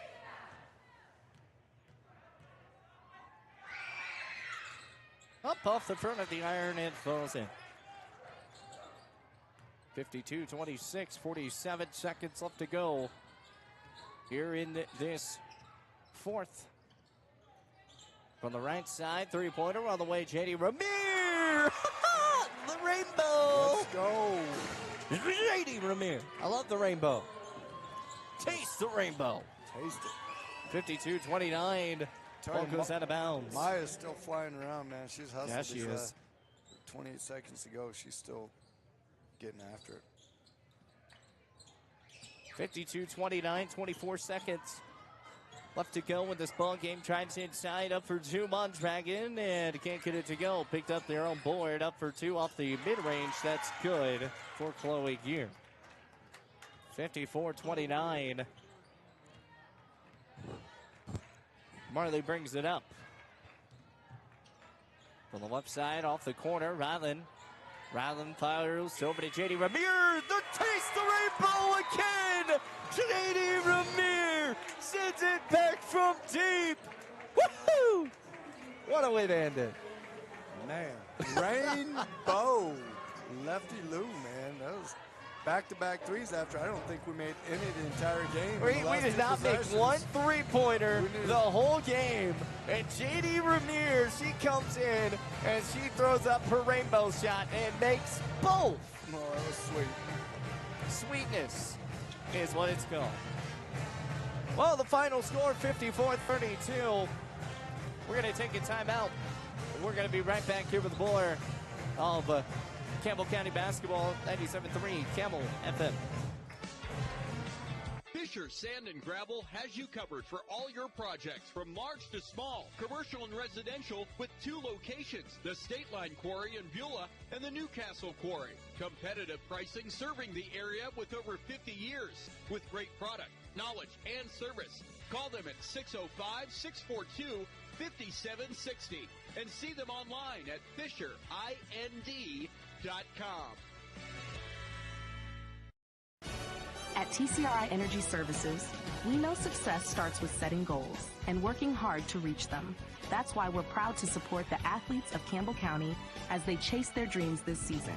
Whether it's on the field or in the classroom, dedication and teamwork make all the difference. From all of us at TCRI Energy Services, good luck, athletes. Keep pushing forward, stay focused, and remember, every goal achieved is a step towards success. Looking for exceptional dental care? Powder River Dental is here for you. We are a dedicated team that is committed to creating healthy, beautiful smiles. Whether it is a routine checkup, more involved dental treatments, Invisalign, or implants, our friendly professionals ensure you and your family leave with a smile. Visit us today and discover why Powder River Dental is a trusted choice in your community. Call us at 682-6655 or 682-6771 to schedule your appointment. Come visit the good guys and a gal where our patients are family. Around here, the work starts early, and we wouldn't have it any other way. From lush green lawns in the summer to reliable snow removal in the winter, we're here year-round to keep your property looking its best. At Strands Lawn Care, we take pride in every property we touch.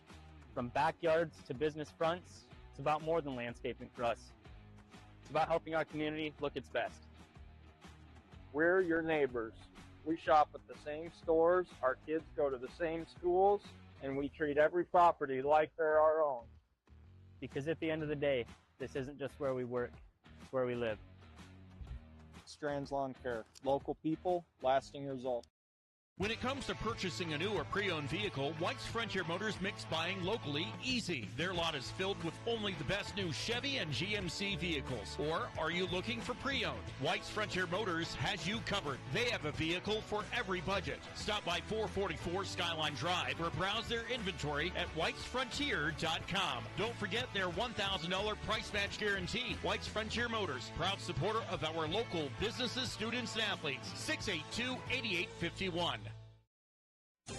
Are you nervous about visiting the dentist? At Bighorn Dental Clinic, we understand and we've got you covered with safe and effective IV sedation. Relax and let us take care of your smile while you stay calm and comfortable. Bighorn Dental Clinic, professional service, personalized care. Looking for a way to straighten your smile without the hassle of traditional braces? At Bighorn Dental Clinic, we're proud to offer Invisalign, the clear, comfortable, and effective solution to straightening your teeth. bighorndental.com. Score big this fall with BlackRock Advanced Medical Imaging. Our state-of-the-art X-ray and MRI scans deliver crystal clear results faster than a quarterback sneak. With timely scheduling, we'll get you in and out with ease. Trust our expert team to keep you in the game with precise, detailed images and compassionate care. Visit blackrockmri.com or call 682-8228 to schedule your appointment today. BlackRock Advanced Medical Imaging, your health, our precision.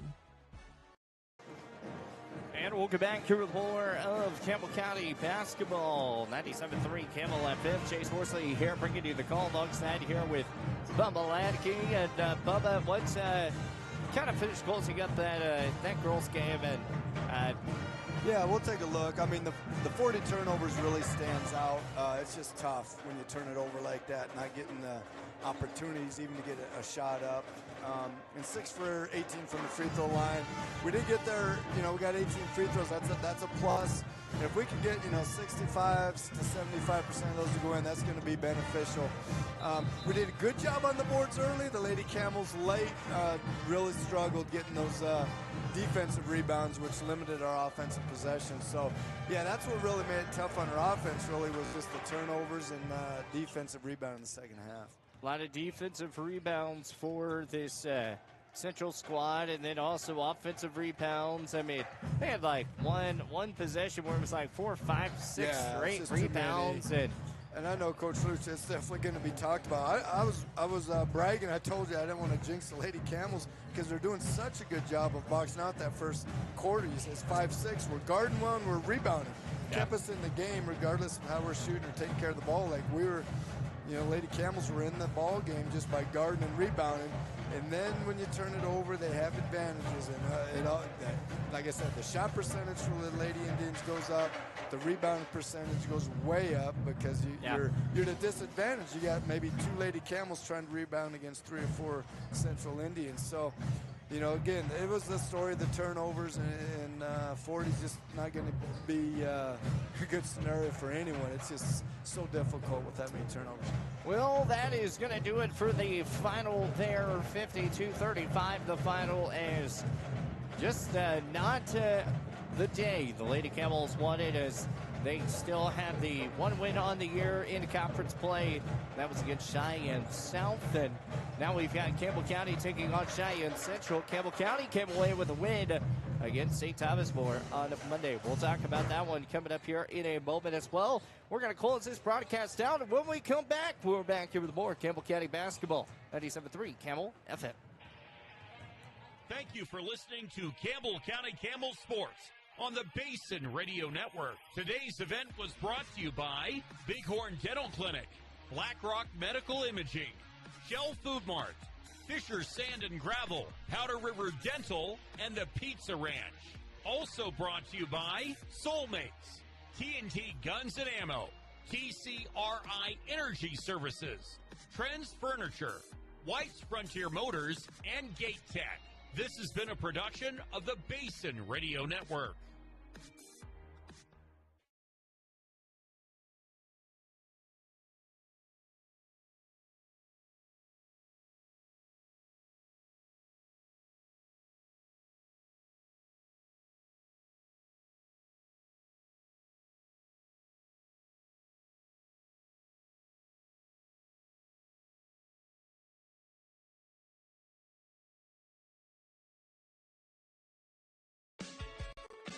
Fisher Sand and Gravel has you covered for all your projects from large to small, commercial and residential, with 2 locations, the State Line Quarry in Beulah and the Newcastle Quarry. Competitive pricing serving the area with over 50 years, with great product, knowledge, and service. Call them at 605-642-5760 and see them online at FisherIND.com.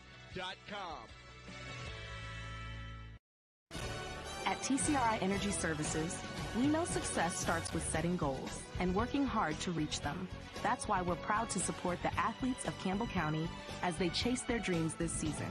Whether it's on the field or in the classroom, dedication and teamwork make all the difference.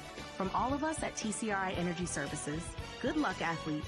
Keep pushing forward, stay focused, and remember, every goal achieved is a step towards success. Looking for exceptional dental care? Powder River Dental is here for you. We are a dedicated team that is committed to creating healthy, beautiful smiles. Whether it is a routine checkup, more involved dental treatments, Invisalign, or implants, our friendly professionals ensure you and your family leave with a smile. Visit us today and discover why Powder River Dental is a trusted choice in your community. Call us at 682-6655 or 682-6771 to schedule your appointment. Come visit the good guys and a gal where our patients are family. Around here, the work starts early, and we wouldn't have it any other way. From lush green lawns in the summer to reliable snow removal in the winter, we're here year-round to keep your property looking its best. At Strands Lawn Care, we take pride in every property we touch. From backyards to business fronts, it's about more than landscaping for us. It's about helping our community look its best. We're your neighbors. We shop at the same stores, our kids go to the same schools, and we treat every property like they're our own. Because at the end of the day, this isn't just where we work, it's where we live. Strands Lawn Care. Local people, lasting results. When it comes to purchasing a new or pre-owned, it's time for Campbell County Camel Sports. This Camels event is being brought to you by Bighorn Dental Clinic, Black Rock Medical Imaging, Shell Food Mart, Fisher Sand and Gravel, Powder River Dental, and the Pizza Ranch. Camel Sports is also being brought to you by Soulmates, TNT Guns and Ammo, TCRI Energy Services, Trends Furniture, White's Frontier Motors, and Gate Tech. Let's head to the press box. And we'll come back out here to more Campbell County basketball here on 97.3 Campbell FM. Chase Horsley alongside with Bubba Latke coming up here in a moment. But joining us right now, we've got the man, the myth, who What are you rolling? What are you doing now, Michael? Are you kind of enjoying life? Yeah, I'm attending the University of Wyoming, and I try to watch as many of these games as I can. But other than that, I'm just doing school. Have you been to a lot of the games at the AA? Yeah, just went to the Border War, actually. That was a great game. It was good? Yeah. How was that? I know you're probably enjoying that football. That football season was the football season was rough, but the Border War was fun, right? Yeah, right. That was like the best game they played all season. So absolutely, that was a fun one. Yeah, it was. So tell the listeners, tell the viewers, what are you doing? What are you studying right now? What are you kind of trying to hope to accomplish? Right now, I'm majoring with a major in physiology, hoping to go pre-med. I don't know exactly what doctor I want to be, but maybe something in pediatrics. Okay. And I also have thought about taking a nursing track, nursing pre-med. So yeah, that'd be kind of cool. I have the handwriting for being a doctor, but I have no interest in being a doctor. I don't want to go back to that much school again.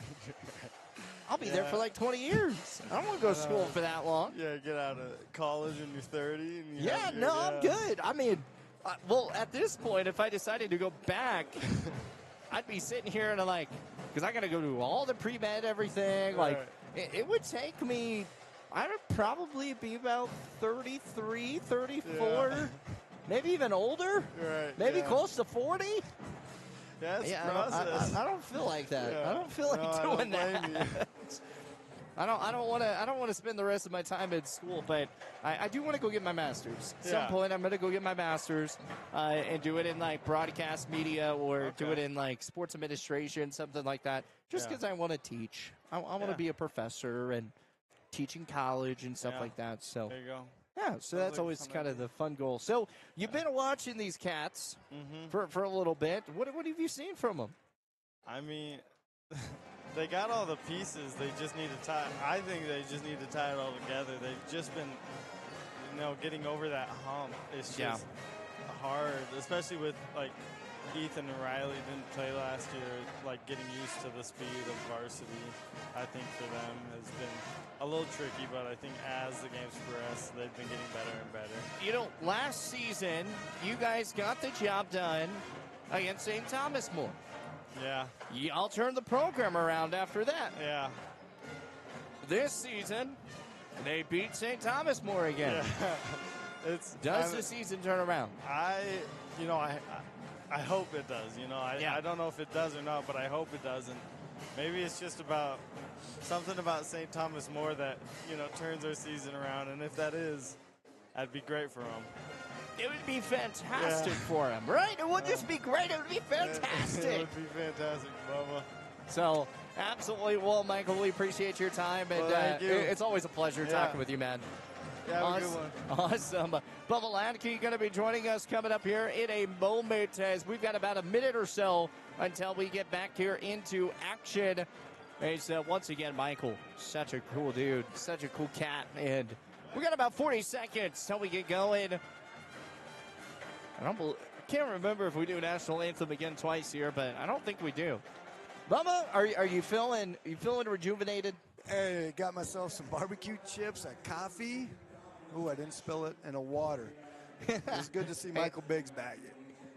Yeah, can you hand me the iPad for a moment? Yes, sir. Awesome. Yeah, no, I mean, it's good seeing Michael back. I mean, I'm a little disappointed in him. He's not playing basketball anymore.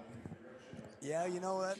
Doctor career, you gotta get going early. You gotta spend a few years. I guess you gotta go play doctor for a moment. Yeah, we were talking about that. I was just like, I don't think I would ever show back up on the in the schooling path of being a doctor, because that would take another like 10, 15 years of schooling, and I'll be like almost 40 to 50 before I get out. And I'm like, no, I'm good. I don't think I'm going to do that. So, well, before we see the starters and stuff coming up in a moment, let's kind of talk about this game to break it down for a moment. I mean, Campbell County coming away with a win over St. Thomas More. It's a big win, and it turned the season around last year. Yeah, good program. And last year, you're right. I think there were some injuries early for the Camels last year, but I think they were 1-6 going into the St. Tommy Moore game, and then they basically were. just lost one conference game to Laramie at Laramie in a close one where they blew the lead. So it was a turning point last year, and I told Coach Anderson he should have had Plendale maybe. Coach, the AD put St. Tommy on the schedule a little earlier, and maybe it would turn things around a little sooner. But hey, better late than never. And so this is the part of the season you really want to start fine-tuning and start. We know who we are and what we got to do here for the Camels, and now it's fine-tune time, and then get ready for the postseason. Get ready for the postseason. The big thing that we've always been talking about is all you got to do is win on that Thursday if you got to play on that Thursday. So that's it. That's all you got to do. Then you're at state. So we're going to flip the camera around for those watching on our Facebook Live at BaseEdgeRadio.com as we are getting the game back up and rolling here for you here on 97.3 Camel FM. 8 minutes on the clock as we roll down. Once again, a great sponsors, TCRI Energy Services, BaseEdgeRadio.com, Fisher Santa Gravel, Bless Performance, and so many more. Gate Tech for our equipment as well. So I'm going to bring up the court here from the left side is Brody Jarvis. Jarvis back over to Wasson. Wasson inside pass to Jack Andella. And all ready to start off. A quick pass to Jack, and we roll down. Beautiful. They just cleared a complete side, so there's no help side. They're fronting the post. There's no help. Ethan flashes to the same side, and Jack gets an easy 2. Jack gets the easy 2. Three-pointer on the way. That shot's no good. Rebounded with the putback shot, and that shot does fall. So 2-point bucket here for Cheyenne Central. So I'm going to bring this one up now. He's Drew Wasson, not Dane Wasson. I don't know why I said Dane for a moment. Back in for the left side. Dane and Drew are brothers. I didn't get that one wrong. 2-2 ball game. Drew at the top. Sounds like you're 50. That's one of my tricks. When you got sons named Luke and Lane and you screw it up all the time. 2-2 ball game, 7 minutes remaining off the baseline. Oh, Jack just bodies himself in. It's 4-2. Beautiful. And Brody could have shot a 4-footer. He decided to give it to Jack because Jack, when he's on the block, it's like 90%. It's going in. The last time these two teams faced off, it was a Central win. And Jack Andella is already at 4 points to start off the ball game. Another quick bucket here Jack for Zach left his feet Brinsley. On the closeout on the 3. Gave a straight line drive to the rim, so Coach Anderson's definitely not happy about that one. Wasson at the top, back to Jack. Jack up for 2. Good, easy bucket. He's at 6. 6:22 left to go. We heard it first. On the block, front in the post. They throw it over the top. Jack's got as easy as it gets. Long three-pointer, no good. And that was shot by Colin Bailey. So here comes Brody Jarvis in the Campbell County Camels. Back for the left side. Trying to work his way. Here's Jarvis. Here comes a high. Jarvis back out to Hawk. Hawk at the top, over to Jarvis. Jarvis at the front left court. 6-4, 5:58 left to go here in the first. Long heat back out for the right from Riley Hawk. Hawk moves over to Jarvis. Jarvis back to Adela. Inside pass. The Masteller sends it up for 2. He wanted to slam it down with Ethan Masteller, but he decided to just kind of pop it up there. It's a foul heading to the free throw line regardless. Man, you can see the game plan right away. It's Jack Andella to the block. 3 straight times. Jack Andella to the block. Now Central throws the double. Ethan makes a great cut from the corner, and Jack finds him. And Ethan had his sights for a 2-hand tomahawk, but they fouled him. He makes his first free throw. He likes that 2-hand tomahawk a lot of times. By golly, I think we all do. Watching it, Yeah, watching it, You see me jump at the rec center. I'm not getting up like Ethan. Yeah, I was like, I'm not. We all like watching Ethan do it. Yeah, he makes them both. Yeah, he does. Makes both here. 5:49 left to go. We hear it at first. It's Brinsley. Brinsley's going to move it out for the left side over to Colin Bailey. Up for 2. That shot no good. Colin Bailey trying to put it up, and no good. Brody Jarvis off the board from Jack Andella. Going to bring it up here on Campbell County Camels. The screen by Jack Andella. The pick and roll. Back from Masteller off the right wing. Over to Jarvis. Jarvis at the top of the key. Pump fake, pump fake, pump fake. Fire back over to Hawk. Hawk over to Wasson. 3-pointer at the left corner. No good. Picked up here by Colin Bailey. And here comes Cheyenne Central. 8-4 ball game from the top of the tie line. We roll. Back out for the left side. Here's Owen Woods. Drives inside the lane. Fires it back right. Colin Bailey steps back. Pump fakes. Gets it over to Connor Shumway. Shumway punches it over to Chris Martin. Martin back out to Owen Woods. Woods left wing, drives inside left post, and foul. Who took that? Looks like,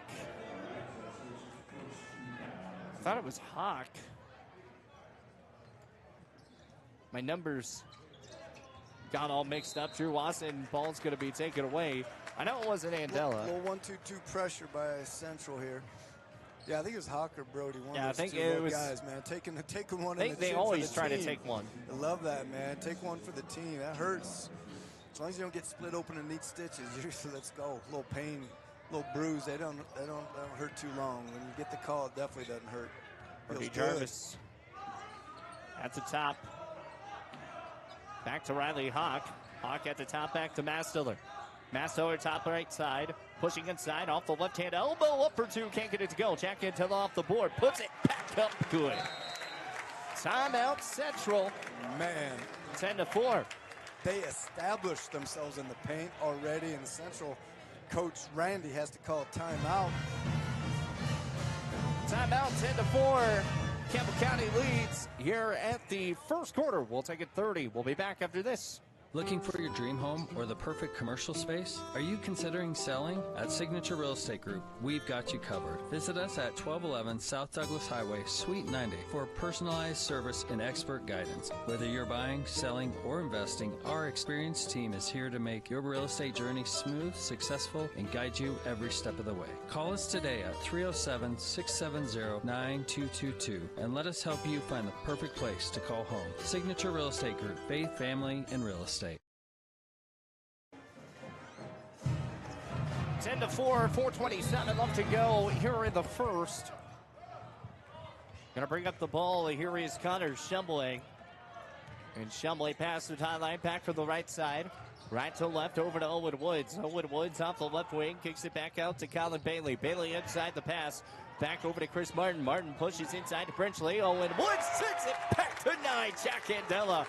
Here comes Brody Jarvis, going to bring it up the court now, off the timeline. Brody Jarvis, ready to hear by Connor Shumbley. 10-4, 3:57 left to go in the first. Out of bounds it goes. Last touch shot by Central. Yeah, not a great closeout by Ethan there, but Jack came over to help. Man, he's got a lot of blocks this year, and that he has good vision. He knows how to help. He gets his body in front. Good vision indeed, and Brody Jarvis look for the three. We'll pass it back out to Drew. Drew to Hawk. Hawk over to Mastiller. Mastiller to Watson. Watson to Jarvis. Three-pointer, left wing. No good. Ethan Mastiller off the rebound. Trying to put it back up. It's a mid-floater. Travel violation. Good rebound by Ethan there. Great look by Jarvis. He's going to knock those down. I like that movement by the Camels. Moved around the perimeter. Got a wide-open look. And getting them in rotation is going to give us those offensive rebounding opportunities. So a traveling violation here. Going to bring it up here. The last time these two teams faced up, once again, it was a 61-53 win here for Cheyenne Central. Three-pointer by the way from Martin, no good. It's going to be put back up and saved away. Here comes Campbell County. Back for Brody Jarvis, past the timeline from the right side to left. Here's Ethan Mastler. Cuts back left, and a charge is going to be called. I like Ethan attacking there, and Central did a nice job of stepping in front. He tried to sidestep, just not quite enough, not soon enough, and Ethan picks up the player control foul. 10-4 ball game, 3:17 left to go here in the first. Connor Shumbley past the timeline from the left side. Back to Martin. Martin out the left wing, gets it back out over to Zach Brenchley. Brenchley, double team, ball poked away. Oh, they're going to call a foul here on Zach McMillan.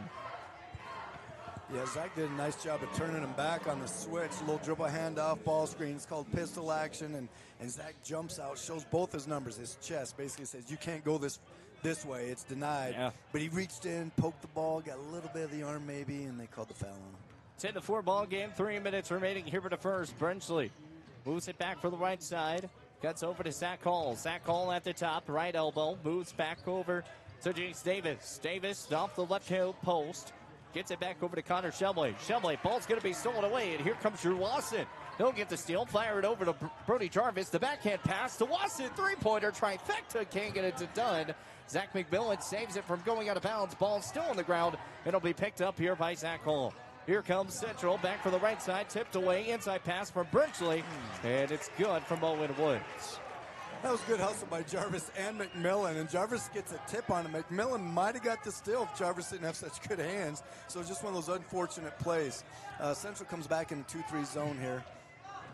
2-3 zone. Jack Andella off the left corner. Back out to Jarvis. Jarvis over to McMillan off the right corner. Long keep back from Basteller. Basteller over to Wasson. Wasson back to Jarvis at the top. Moves inside. Jack Andella up for two off the back of the iron. No good. Ethan Basteller trying to get the putback and trying to roll it down. Can't get the shot to fall. Man. Still 10-6. The minute 52 left to go here in the first. So push out for the left side. Three-pointer on the way. That's up and good. No good from Chris Martin. Rebounded here by Drew Wasson. 10-6 ball game. Still a 4-point lead here for the Camels. With a minute 36 left to go. Brody Jarvis at the top. Trying to pump fake Owen Woods. Man. Long heave over to McMillan. Jack Andella is on the floor. McMillan trying to jab around. Back over to Brody.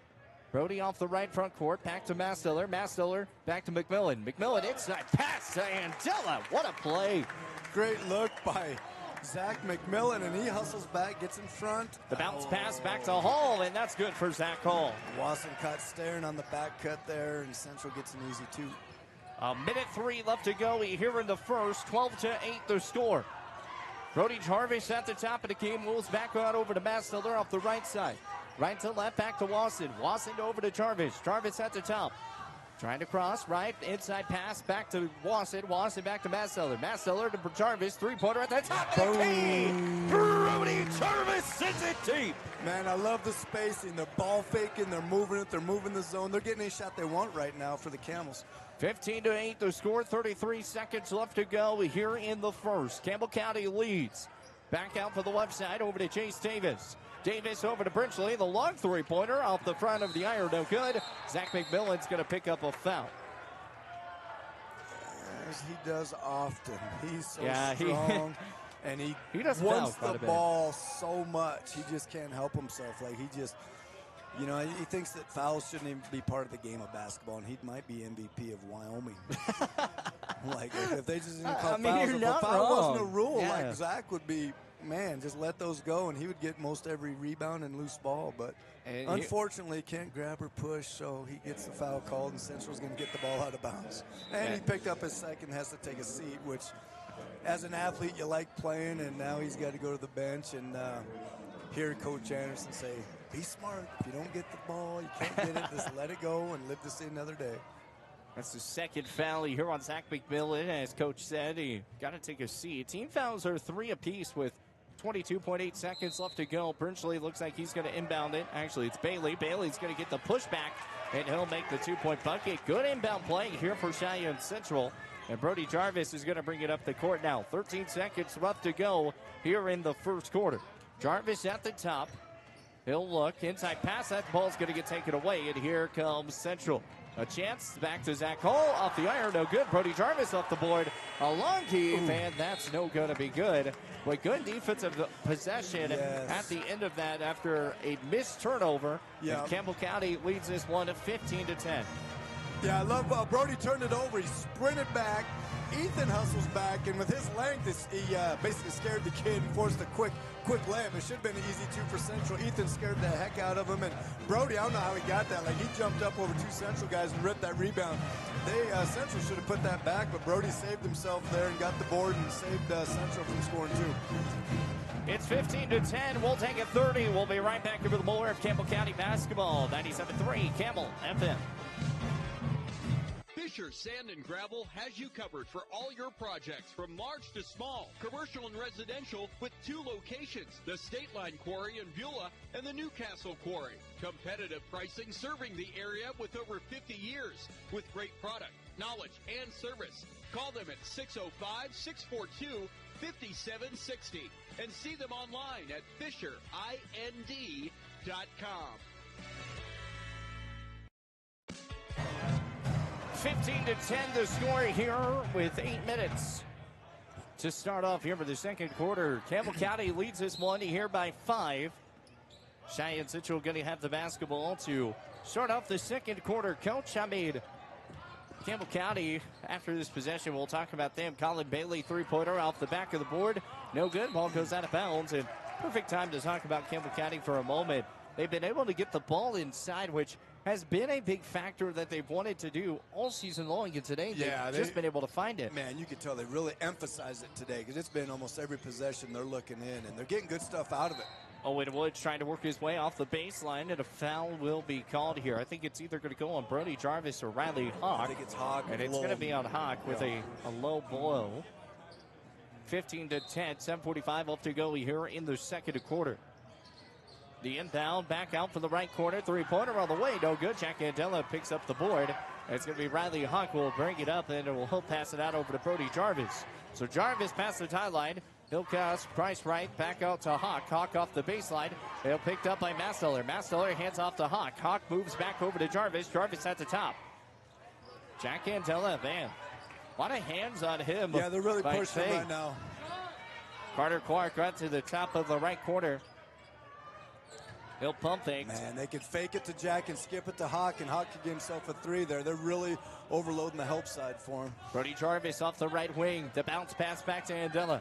Andela trying to work his way inside, and that ball's going to go out of bounds. Last touched up here by Cheyenne Central. Jack Andela talking with the official, trying to figure out, hey, is he not fouling me or something? His arms were somewhat outside the plane, and Jack tried to sweep through, but...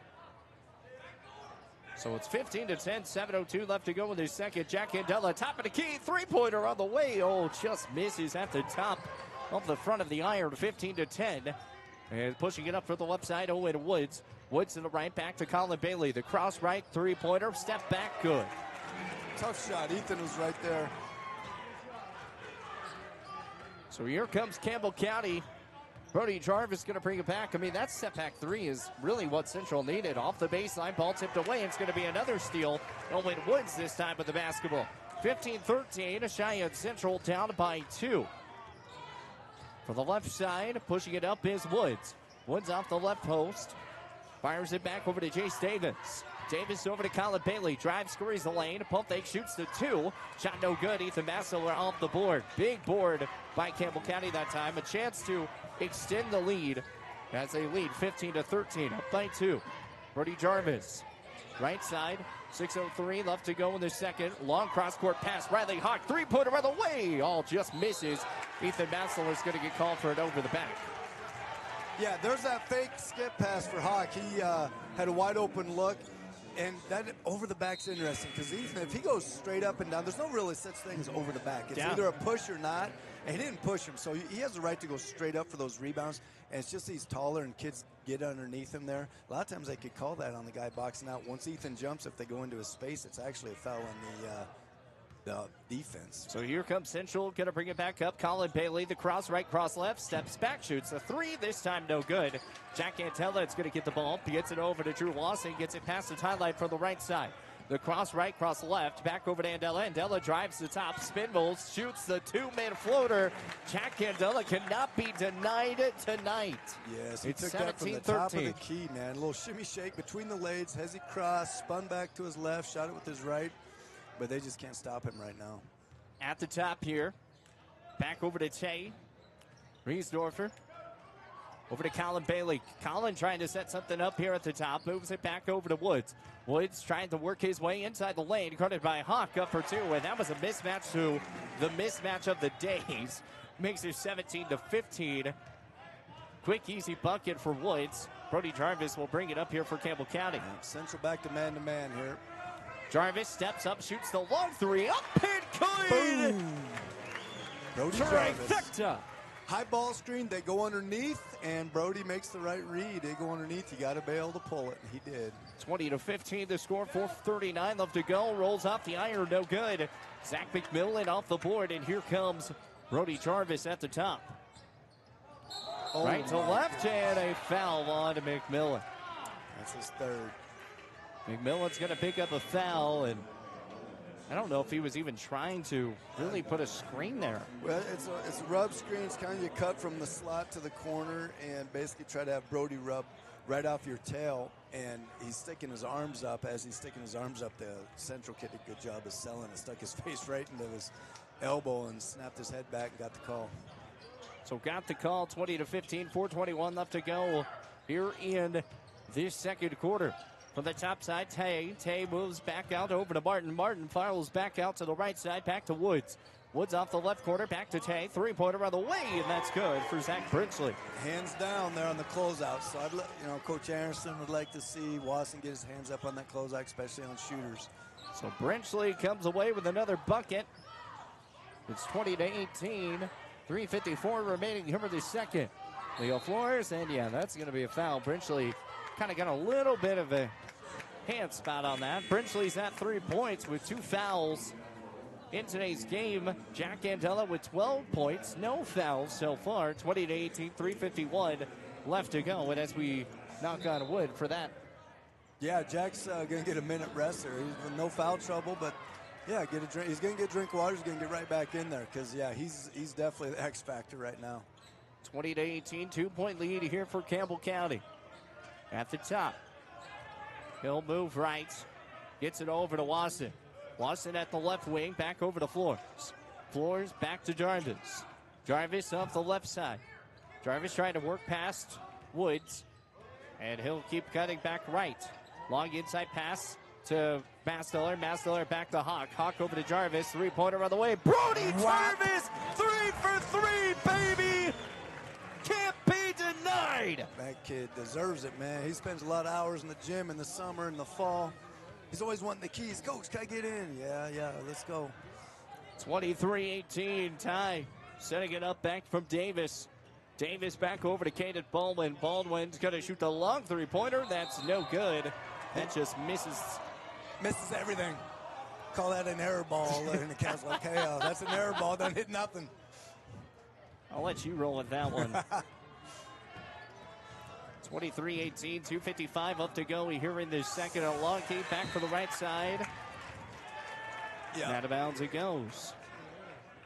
Wasson had the right idea. He was going to the right spot. Just overthrew Ethan on that and threw it out of bounds. Central ball.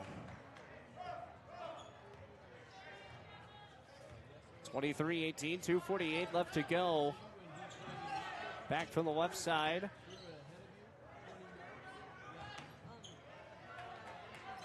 It's going to be picked up. Three-pointer on the way from Brinsley. That's no good. And a foul called. 23-18, 2:34 left to go. It's good. Ethan Masteller, man, he can go get the ball. I mean, offensive boards, defensive boards, and he's relentless to pursue that thing. And he's just one of the most athletic kids in the state, and he caused one of the Central kids to push him in the back there to try to give himself a chance, but he fouled Ethan, and now it's our ball. The foul counts 3-2 us, so I'd like to see a couple fouls, maybe getting the bonus here. Jack's going to bring it up. Yeah, Jack Antella's going to bring it up the court. That's crazy. We don't see that a lot. Brody Jarvis has got it at the top now. Yeah, he is a skilled big, but against the low fireflies, man, it makes it tough when they start trapping. Jarvis off the left side, back over to Antella. Shoots the mid-floater. Good, Jack Antella. Man, that is his patent right there. It's just tough to stop. You know, he gets that. Coach Anderson's, Division II basketball player. He gets that on Coach Anderson.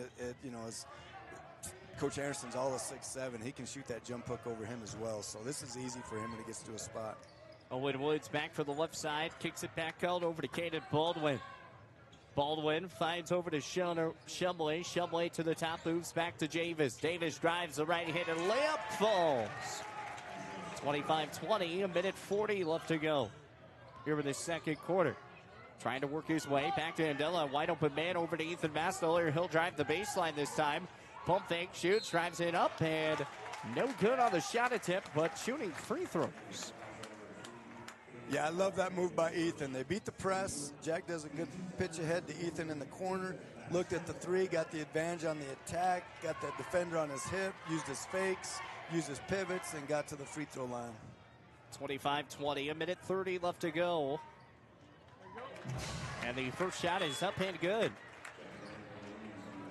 Man, the bigs are playing really good tonight. That's good to see because Camels go as they go, and it's making life easy for the guards. Brody, you mentioned 3 for 3 from 3, so it's like pick your poison. You're going to stop Jack, you're going to double him. Okay, let's let Brody or Hawk shoot or Wasson, man. They can all light it up. It's like, which one are you going to do today? Yeah, we got 5 guys that can flat score out there, working together. Like one of them, it's going to be tough, but working together, man, they can really put some points up.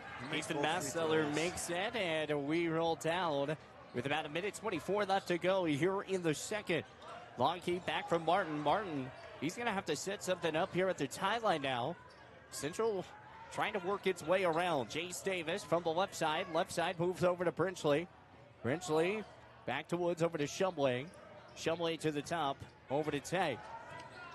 Martin back to Shumway. Shumway drives inside the left pole, steps up, blocked.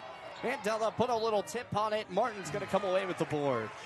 Yeah, good help by Jack there. Just unfortunate after the block, it landed in Central's lap there, and he got it put back. 27-22, 48 seconds left to go here in the second quarter. Three-pointer, Riley Haku. That's way off the mark. Drew Wasson off the rebound. The putback no good, and it's going to be rebounded once again by Jace Davis, and here comes Cheyenne Central. Back from the right side, long keep passing.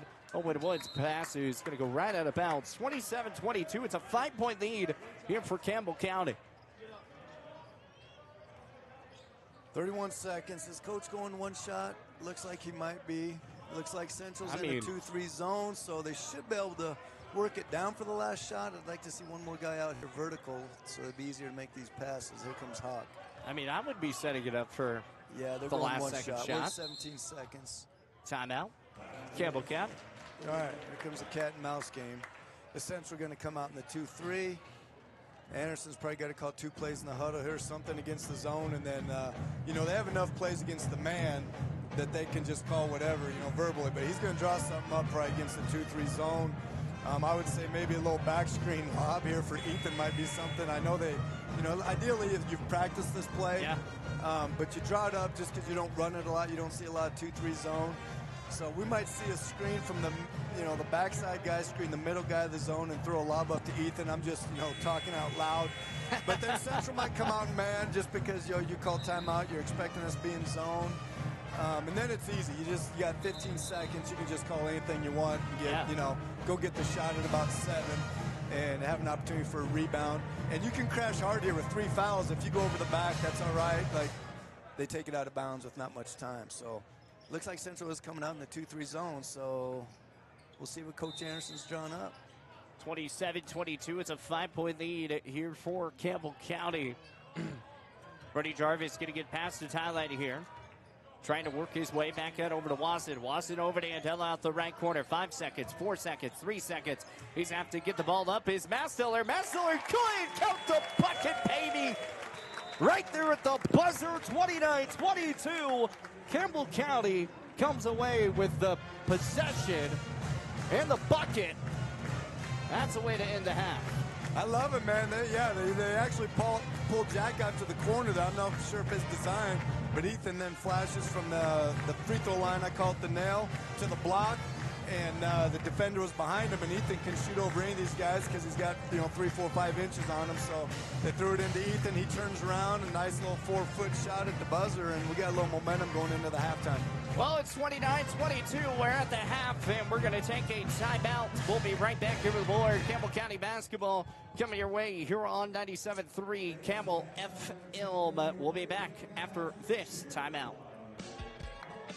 Fisher Sand and Gravel has you covered for all your projects from large to small, commercial and residential, with 2 locations, the State Line Quarry in Beulah and the Newcastle Quarry. Competitive pricing serving the area with over 50 years, with great product, knowledge, and service. Call them at 605-642-5760 and see them online at FisherIND.com. At TCRI Energy Services, we know success starts with setting goals and working hard to reach them. That's why we're proud to support the athletes of Campbell County as they chase their dreams this season. Whether it's on the field or in the classroom, dedication and teamwork make all the difference. From all of us at TCRI Energy Services, good luck, athletes. Keep pushing forward, stay focused, and remember, every goal achieved is a step towards success. Looking for exceptional dental care? Powder River Dental is here for you. We are a dedicated team that is committed to creating healthy, beautiful smiles. Whether it is a routine checkup, more involved dental treatments, Invisalign, or implants, our friendly professionals ensure you and your family leave with a smile. Visit us today and discover why Powder River Dental is a trusted choice in your community. Call us at 682-6655 or 682-6771 to schedule your appointment. Come visit the good guys and a gal where our patients are family. Around here, the work starts early, and we wouldn't have it any other way. From lush green lawns in the summer to reliable snow removal in the winter, we're here year-round to keep your property looking its best. At Strands Lawn Care, we take pride in every property we touch. From backyards to business fronts, it's about more than landscaping for us. It's about helping our community look its best. We're your neighbors. We shop at the same stores, our kids go to the same schools, and we treat every property like they're our own. Because at the end of the day, this isn't just where we work, it's where we live. Strands Lawn Care. Local people, lasting results. When it comes to And welcome back here on 97.3 Campbell FM. Chase Horsley here alongside here with Bubba Latke. And, you know, Bubba, we kind of take a look at this first half, and you know, we go from one game where you got 20 turnovers in the first half to 36 in the first half. Oh, you're right. You're Come right. on, my bad. 36 Yeah, in the yeah, first yeah. half. I was given the benefit of the doubt. No, 24. You're right. Yeah, I was 36 like, at what the end are- of the I was third. like, what are you talking about? We're talking about that 50-year-old. You're not there yet. You're halfway there, man. But it was Yeah. 36 at the end of three. Yeah, 24 at the half. Yeah, the Camels, I think right now they're at 2. And, Hey, that's one of the keys to the game. That's because where they're you getting need it. opportunities. And, Yeah. and we mentioned, like, you could tell they wanted to establish themselves in the paint, and they were able to do that against the man and against the zone defense. Ethan and Jack just dominating in there. Yeah. Like, only missed a couple shots. They're getting exactly where they want to.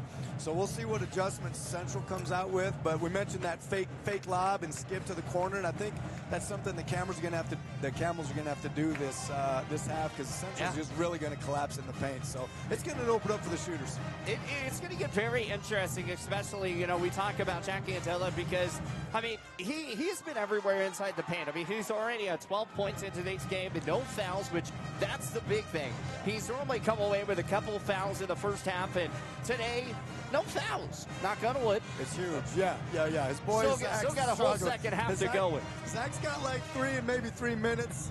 But yeah, it's a huge point of emphasis for the Camels. You know, they're playing 5-6 guys, a ton of minutes, and any of them getting foul trouble, it really changes the dynamic of the game. So, you know, Leo Flores comes in for a couple minutes, did a nice job defensively, and then Carter Clark, both those guys come in and just really guard, take care of the ball, and they can knock down open shots. So those two guys coming in off the bench were good, just good defensive minutes for him, and Jack established himself down in the paint on defense as well. So it's good to see. And you know, Ethan and Jack, those guys just working together. And I've mentioned it before, remind me of Coach Anderson and Kane Moorhead. Those two guys, you ever see them play pickup together, man, it's just they find each other high, low, low, high. And, you know, and they're both skilled where both guys can shoot the three. They can pass from the high post, and they're just deadly around the rim. So, man, it's good to see those guys playing so well together. Well, we talked about a deadly game, and that's what it's been. It's 29-22. Campbell County leads this one by 7. Cheyenne Central got the best of them the first time around.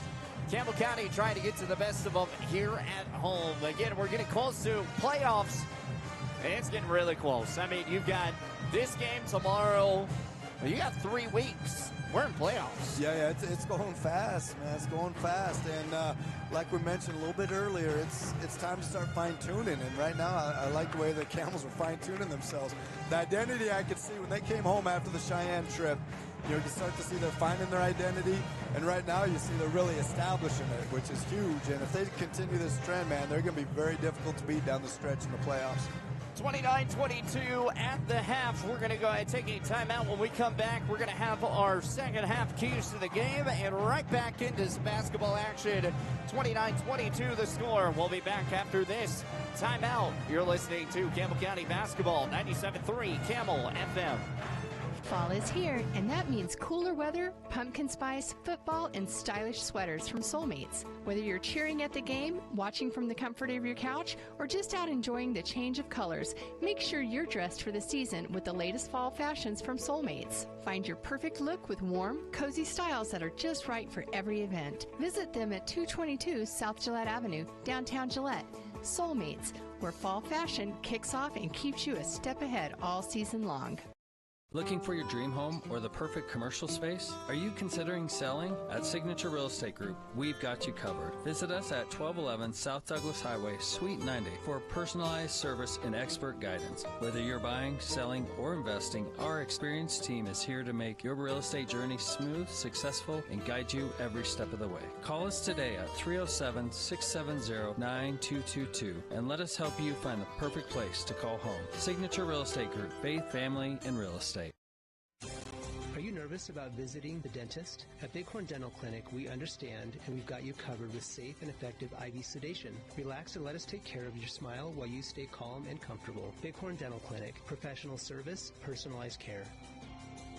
Looking for a way to straighten your smile without the hassle of traditional braces? At Bighorn Dental Clinic, we're proud to offer Invisalign, the clear, comfortable, and effective solution to straightening your teeth. bighorndental.com. Around here, the work starts early, and we wouldn't have it any other way. From lush green lawns in the summer to reliable snow removal in the winter, we're here year-round to keep your property looking its best. At Strands Lawn Care, we take pride in every property we touch. From backyards to business fronts, it's about more than landscaping for us. It's about helping our community look its best. We're your neighbors. We shop at the same stores, our kids go to the same schools, and we treat every property like they're our own. Because at the end of the day, this isn't just where we work, it's where we live. Strands Lawn Care. Local people, lasting results. Looking to control access to your property? Trust GateTech, your premier access control partner. With over 20 years of experience, GateTech offers custom-designed automated gates for sale or rent, backed by long-term service agreements. Whether it's industrial, commercial, or residential, we build systems that fit your needs and your budget. From simple remote entry to systems you can control from anywhere in the world, we've got you covered. Call 307-939-GATE or email gatetech@westernserviceswi.com. Looking.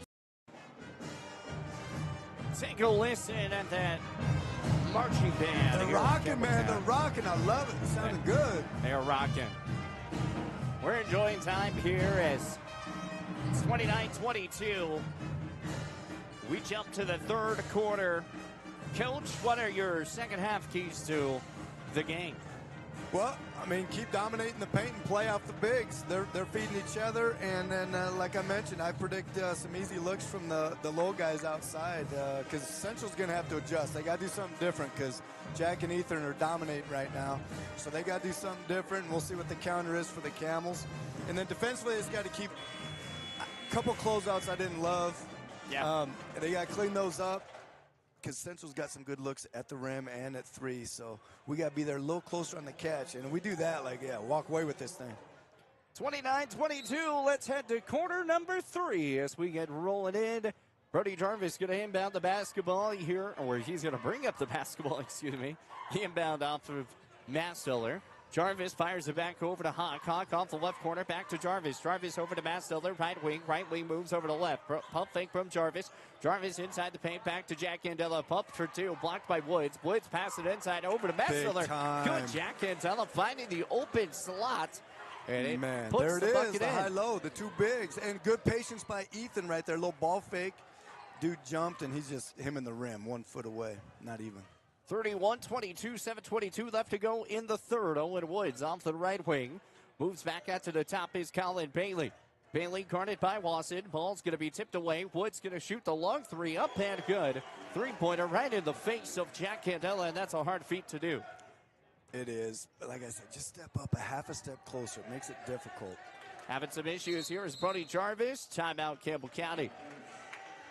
Jarvis picked up his dribble for a hot moment and just couldn't get that pass back out. And yeah, wrong spot. We mentioned in the girls' game, you don't want to cross half court, especially on the sideline, and then pick up your dribble. Yep. You have nowhere to go with it. So probably a good choice by Anderson instead of throwing it away. And that's exactly what Coach Anderson's saying. We mentioned Zach stepping up on a ball screen earlier, how he showed his chest. There's a guy out in Hawaii, Coach Anderson's brother, man, Campbell, great. He would jump out on those ball screens and basically just blows up the play. And it kind of went on for years, you know. A two-time Gatorade Player of the Year, Cody Kelly, would mention that when guys weren't doing that simple thing in practice. Hey, Cody Anderson, he'd jump out like this and he'd push guys, get in that spot. So shout out to Cody, man. And anytime I need to get out to Hawaii and visit him, because that seems like a good place to be right now. I think we should. It's nice here in Gillette. I think we should take a trip. No, by golly. We'll have to give him a call. Bubba, we'll have to take a trip out there. We're going to have to go see him. Yes. I've never been to Hawaii. I think that would be so much fun. Oh, no doubt. It's beautiful out there. I've been there once, man. It's be awesome. It's nice. And they fouled Jack. Like I said, they have to do something to adjust. They're getting into him. They're getting into his legs. Good call by their official, Mike Maloney. He runs a show here in Wyoming. He's a veteran. He's been in NBA games. He's here back in the castle doing this one. Jarvis back. Gets the basketball from Masteller. Pump fake drives inside the lane. Pump fake can't get it to go. Masteller up for two that time. Fouled heading to the free throw line. Yes, great take by Brody. Guy's legs taken out. I'm surprised they didn't call that underneath. But Ethan does a great job crashing. And like I said, he can just go vertical. Pogo sticks with 6'7" frame, man. It's like he's tough. 31-25, 6:39 left to go here in the third. And the first shot from Ethan Masteller is up and good. Ethan Masteller shooting from the free throw line this season. It's been pretty okay. Shooting around 64%.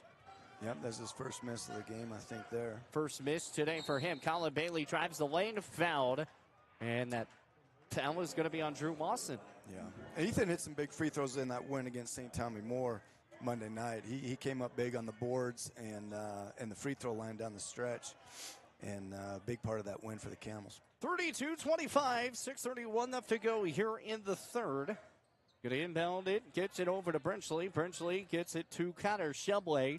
And Shebley's going to take it up at the top. The good bounce pass back to Brenchley. Brenchley off the left wing, drives inside the lane, scurries up and around. And, man, he just gets that hand around Jack Gandela, puts it up, and it's 32-27. Yeah, nice take. They do a little Iverson cut and ISO him on the wing, and he takes it to the hole and finishes. Watson having some issues, gets it ball back out over to Ethan Masteller. Masteller, long high pass, almost intercepted by Brenchley. Brenchley files it back to Watson. Watson bounce pass over to Masteller. Masteller up for two. Shot's good. I love his patience. A little peek fake, gets the guy a little bit in the air, and it's just 1 foot touch shot right over the rim. 34-27, 5:48 left to go here in the third quarter. Back from the top, right to left.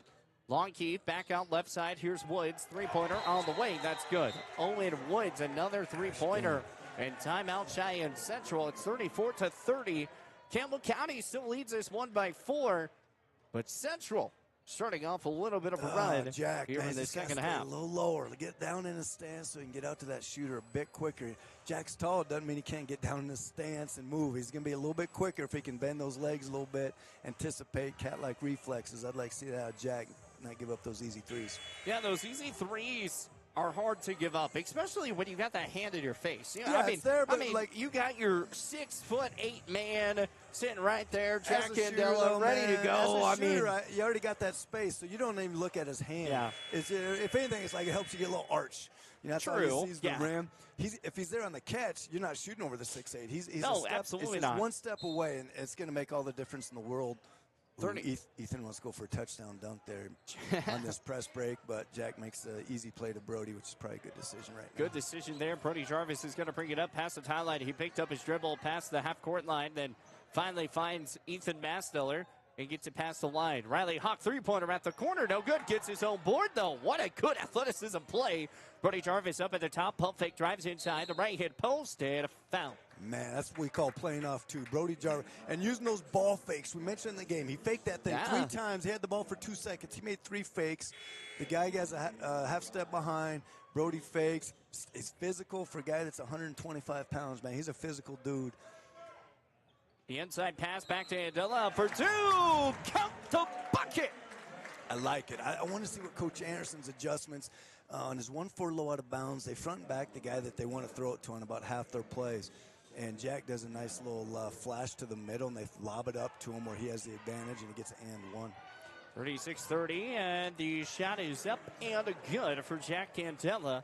So it makes this 37-30. The and one goes. Jack Candela at 17 points here in the ball game. 5:08 left to go here in the third. 37-30. Campbell County leads by 7. Woods back from the right side, drives inside left, up for 2. Chris Martin, and he can't get the shot to go, but to the free throw line we go once more. Yeah, Watson got caught behind there. I'm not sure if they're planning on playing behind or if he got caught behind. Typically, we at least have a hand in front of the offensive guy. Good steal by number 10 there, and he's earned himself a spot to the stripe. Makes the first. 37-31. Now, Jack, they may let play behind. You know, at 6'8", he's tougher to shoot over, so sometimes, you know, you just say, all right, you throw it in, see if you can score over Jack. Shot is up and good, 37-32. I got to give a shout out, Cody. He's still listening, and he told me he's got a place for me to stay. Oh boy! So, let's that's go. Tempting. Let's Very go. tempting. Really need to get we out can there. go play ball. He still plays, man. That dude can hoop. I mean, I'm okay. Jarvis, three-pointer, 4 for 4. We got to go to Wendy's. We get a 4 for 4 today. Brodacious, man. Let's go. I love it. 40-32. Brody Jarvis can't miss from behind the arc. Three-pointer on the way from Zach Hall, no good. And off the backboard and out of bounds it goes. Last touchdown by Cheyenne Central, 40-32. I mean, you sit here and you think about it, 4 for 4 from three-point He's land. had some rough shooting games this year, and everyone's like, oh, he's a good shooter. I've seen him in the gym. I've played against him. He's wet 4 in a row on me plenty of times. So this isn't a shock for me. Some people maybe. And the key is as a shooter to catch, ready to shoot, and believe it's going in. And he has that confidence right now. Mastiller over to the right side, back over to Brody. Brody at the top. He's trying to work his way around with Shumway. Back over to Mastiller. Mastiller over to Riley Hawk. Hawk over to the left wing. Does a fiery pass back to Wasson on the right side. Backs out over to Hawk. Hawk inside over to Andela, and a foul. He's going to be called. It's going to be called on Jack Andela. Andela's going to pick up his first foul.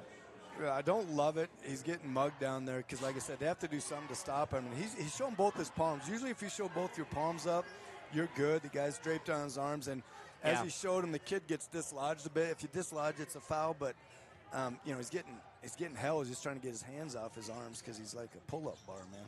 40-32. It's an 8-point lead here for Campbell County. Three-pointer on the way. That's no good. There by Zach Brinchley. So here comes Brody. Brody back for the top. Pump fakes. Now gets it back over to Bastiller at the top of the key. He'll cross right, cross left, back to Brody. Brody moving around, drives inside the lane, firing back to Watson. Watson, three-pointer, no good. Jack Andela off the board, put back up, no good. Right back to the free throw line we go. Man. Jack Andela, I mean, he has just been a monster off the glass this season, and we've been waiting for that breakout game for him to really kind of go off the glass. And right now, he's just been rolling. Yeah, he has. Started with Brody Jarvis. If they're going to pressure him at half court, he can go by.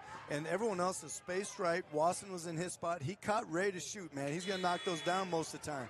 But he doesn't. They're in rotation. Jack goes to the hot spot, the weak side, establishes position. He knew he was getting fouled, so he put it up over his head backwards. And, the ref called it, kind of had to call it because it's an easy call. Easy call, yeah, indeed. It started with Brody and Wasson shooting the shot he's supposed to shoot. And Jack Andela misses.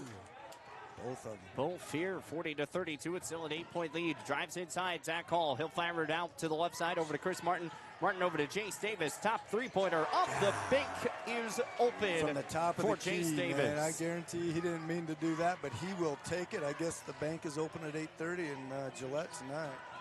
40-35, 3:04 left to go here in the third. Brody Jarvis from the left wing. He'll cross, push it back over to Watson. Watson at the top, cross right.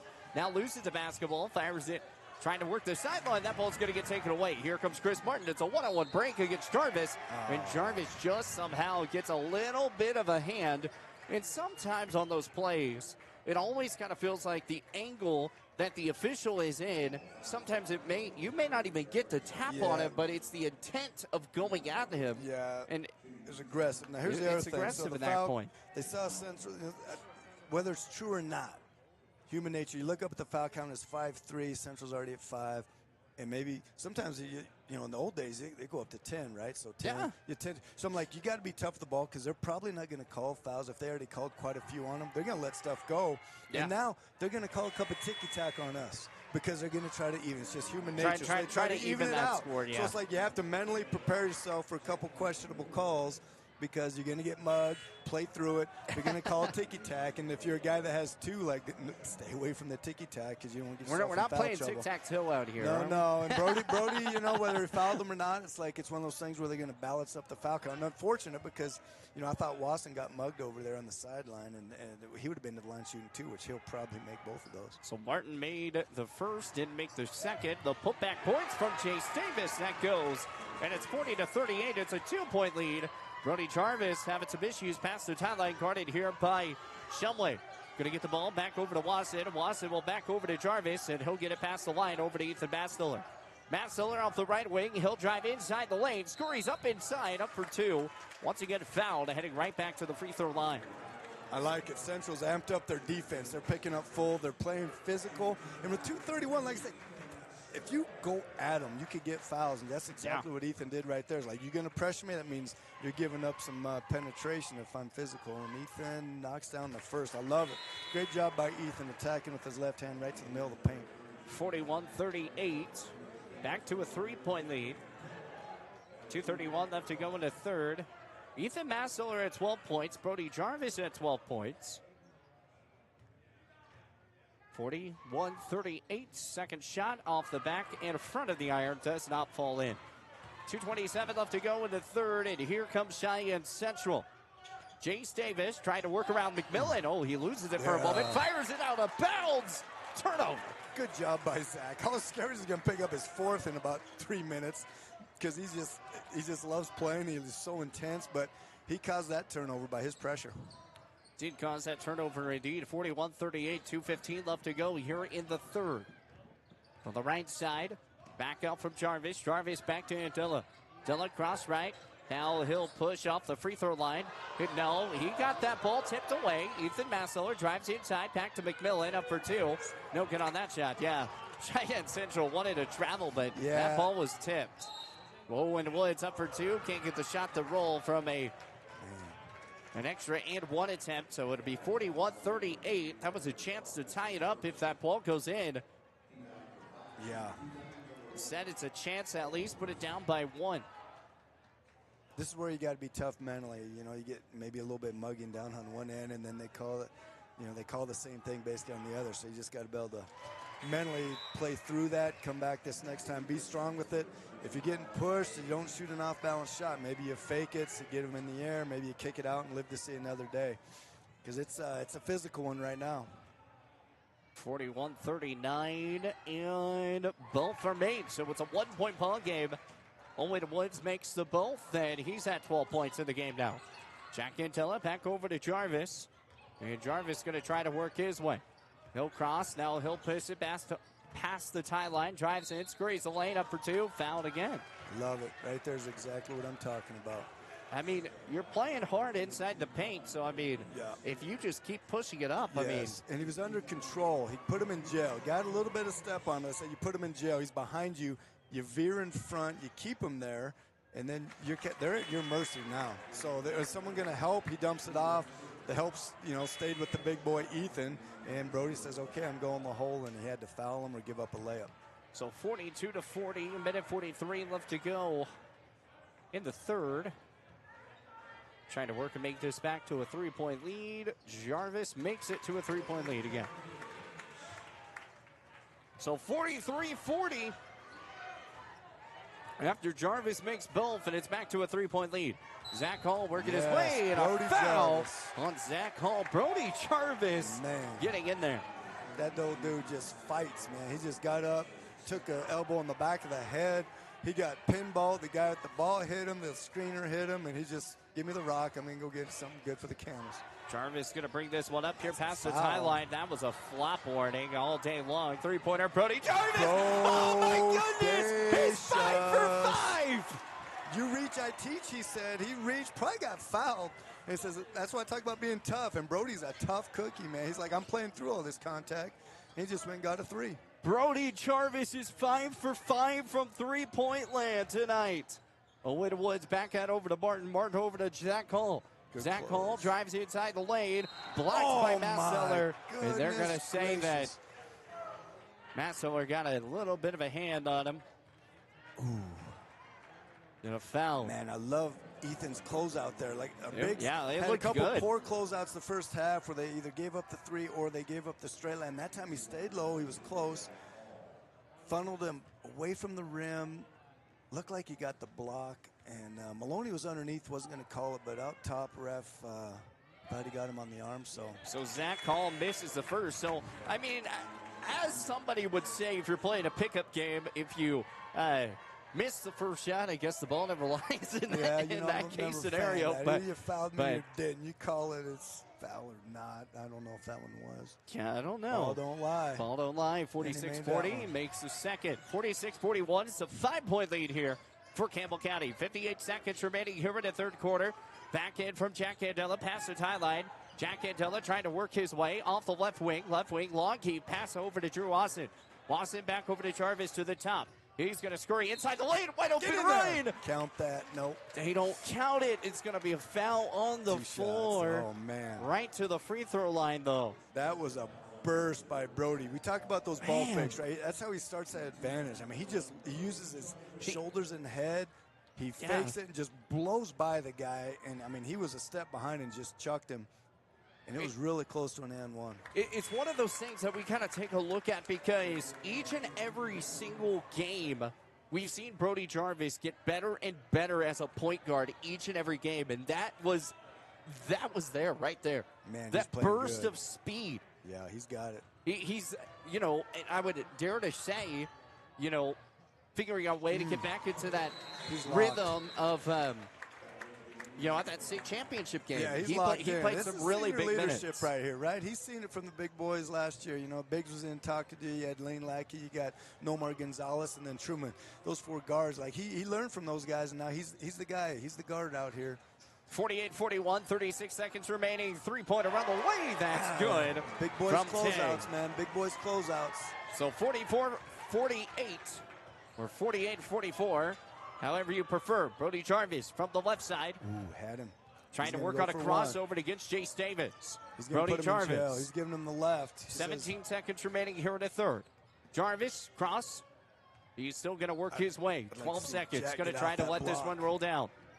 Push out for the left side. Jarvis spin moves back for the left side. Back over to McMillan. Drew Wasson, 3-pointer at the top, up and no good. Rebounded here by Central. Time will expire. It's a long heave and no good on the shot. Good possession right there. Got the shooter the shot, man. Wasson can light that up. He's got great. He's mad at himself, man. But he should be happy because we got the good look. When you do everything right, sometimes the shot don't fall. He gets his feet set quick. He's got a nice quick release. Maybe just drifted a little bit to the left. And Jack had an opportunity for a rebound. Central doesn't have a chance to score on the other end. That was a great last possession, just didn't make the shot. 48-44, it's a 4-point lead here for Campbell County. We'll take a timeout. We'll be right back here. We're heading to the fourth quarter after this. Craving pizza, chicken, and all your favorites in one place? Round up the crew and head to Pizza Ranch. Dig into our legendary buffet. Fresh pizzas, crispy chicken, hearty sides, and our famous cactus bread. Hooray! After you fill your plate, hit the Fun Zone Arcade. Packed with games for all ages and loads of prizes. Great food, great fun, all in one place. That's the Pizza Ranch way. Pizza Ranch. Right on in. Saddle up. Eat well. 1000 West 2nd Street next to Thunder Basin 4. When it comes to purchasing a new or pre-owned vehicle, White's Frontier Motors makes buying locally easy. Their lot is filled with only the best new Chevy and GMC vehicles. Or are you looking for pre-owned? White's Frontier Motors has you covered. They have a vehicle for every budget. Stop by 444 Skyline Drive or browse their inventory at whitesfrontier.com. Don't forget their $1,000 price match guarantee. White's Frontier Motors, proud supporter of our local businesses, students, and athletes. 682-8851. 48-44, 7:51 left to go here in the ball game now. Ball went out of bounds to start it off, so didn't miss much. Inside pass back to Martin. That's good for 2 points. It's 48-46, back to a 2-point lead. Campbell County really having to work around. Big out over to Wasson. Wasson over to Jarvis. Jarvis trying to bring it up the sideline. He will. It's a long high pass back to Wasson. Wasson drives the lane, back to Jarvis. Jarvis, does he hit? He hits again! 6 for 6! Who is that kid? Brodacious? Man, I don't know, but he's that one 6 for 6 today. 51-46. Three-pointer on the way, and that's no good here. Man, and Brody went in from to get Owen that kid's Woods. way. Brody Jarvis is going to bring it up the court here. 51-46. It's a high pass back to Riley Hawk. Makes a man miss. He'll take a jump step. Two-pointer. Good. Man, it's beautiful square up he has, and that one dribble pull of his mid-range, that's a good play for Hawk. I like that he made that. Riley Hawk coming away with a big mid-floater, and he comes away with his first bucket of the ball game. Owen Woods will scurry inside the lane, guarded by Andela and Wasson, and he'll find the win of that. 53-48, 6:43 left to go here in the fourth. Wasson picked up his dribble, got to get it over to Jarvis, and Jarvis going to have to get it past the tie line. He bumps and shoves, and he's past the line. Back to Wasson. Wasson on the left side, trying to work back to the right, and it's Ethan Masteller. Picks up the ball, dribbles, drives inside the lane, spin moves, pumps up for two. Goodness. Ethan Masteller. Dude, that he was shows the business, baby. Tough move, man. Little hezzy cross, then he spins back to his right. Back up for two. That shot's good. Zach Brenchley, timeout, Cheyenne Central, 55-50. But Ethan Masteller, we got to go about that play for a moment because he got the ball. The pass was off, and he literally had to recompose himself and get set back up and go for it. Way out over by the Camels bench, probably 35 feet away. Yeah, and he played like a point guard right there. He did a little hezzy cross, gets hard left right to the middle of the key. Kid kind of cuts him off. As he stops, he spins up in the air back to his right and then just drops it in there. I thought he might have, I think he's I thought he was going to go for the dunk. I'm going to be honest. He just dropped it over the rim. Yeah. Like I mentioned, dude, that guy is athletic and he's got some skill set to him, and this is good to see him starting to fine-tune his skills here later in the season. I really thought that we were about to see dunking Masteller on something it was that close to me. Man, Ethan Masteller is about to show everyone down. Yeah, that one made Sports Center top 10. He would have thrown that one down, baby. Man, we got the video and everything for it. Yeah. We'd be sending that one quickly. Once again, it's 55-50 the score, 6:10 left to go here in the fourth quarter. Ethan Masteller, Jack Candela, Brody Jarvis. And this Campbell County offense has been doing pretty solid here. They're in a 1-2-2 full court press here. Jack Andela trying to work it past the baseline at the inbound, and Jarvis will bring it up the court. So Jarvis gets it past the tie line. He cross right, cross left, pump faked, high pass back over to Masteller. Masteller drives inside the right post and tipped out of bounds. But they're going to call a foul before the ball goes out. 55-50. Yeah, legendary Coach Curry used to say, "Do I need a saddle?" He was getting rode the whole time there, and I thought they called the foul. A long pass. Jarvis was trying to find Drew Wasson, and just miscommunication there, and that's going to turn the ball over. Yep, Wasson was fading up to the wing, and Jarvis threw it to the corner and right out of bounds. So 55-50. It's a fourth quarter 5-point ball game. Campbell County leads with 5:46 left to go. Drives inside the lane as Woods can't get it to fall, and Brody Jarvis will bring it up the court now. So Jarvis will run the point as always, getting it past the tie line, trying to work his way. Steps, And Jarvis trying to get something set here with a pick and roll. Jarvis picks up his dribble over to Andela. Andela inside lane, up for two. No good and foul. Great play. Andela being a tank. Force it. Yeah, Camels didn't force that. Brody didn't like what he saw in the initial action, and he kind of just let it keep playing out. And Jack able to get his guys sealed and does his patented spin move there on the baseline, drew the foul again. You know, Jack Andela misses the first, but he's been a tank today. He has. And, you know, the only thing he's really doing wrong, other than his closeouts, he's not hitting his free throws, which he's typically a good free throw shooter. So he's going to start right here at the make, and Campbell's got to go down and get a stop and keep extending this lead. So that's 17 points. Still, ball goes out of bounds, and last touched off here by Drew Wasson. Good hustle by Wasson. They about got it. Hey, they've been doing a good job so far with a lot of the box outs, but you got to make your free throws. Yeah, we missed quite a few this half already. Owen Woods back from the right side. You would think you make those, you might be up by a little bit more than 5. Back from Bailey. Bailey to Woods. Woods three-pointer. Boom. 5:05 up to go. It's back to a 2-point lead here for Campbell County. Jarvis brings it up, picks up his dribble, a high pass, and timeout Campbell County. I mean, you were in a position where you had to take that. I mean, you were getting close to time. Unfortunately, you didn't get the ball over, so you're going to have to ball right back off the we got 2 timeouts remaining. So, I mean, there's still 4:57 left to go. 6 seconds, you know, I don't think it's that close to the 10-second call. I'm not sure. Felt like it was about 6. Sometimes when that first pass you're looking for isn't there, panic sets in. Brody did a good job of just kind of taking a back dribble, and Coach Anderson didn't like it because someone didn't flash when they're supposed to. So he said, let's call a timeout here instead of turn it over and get something set up for this possession. It's a big possession here. Well, a couple of the Thunder Basin basketball players and have come in and joined in the festivities here. I'm pretty sure. I don't have a final score yet from them, but I'm pretty sure it was a dub. I probably would have to say on that part, but yeah, it must have went turbo time. They're here already and showered up. They probably went and had some probably dinner, had some good grub or something. Probably did their homework and go watch some basketball. Get ready for their game tomorrow. Yeah, they've got Laramie. That's going to be a fun matchup. They won they won the last time against them. So the question is, are they going to be able to get it done again? 55-53 here, though. 4:51 left to go here in the fourth. Brody Jarvis out from the top, and he's going to fire it over to Jack Andela. Andela looking, downhill drive, squeeze in the lane, spin moves up around the iron.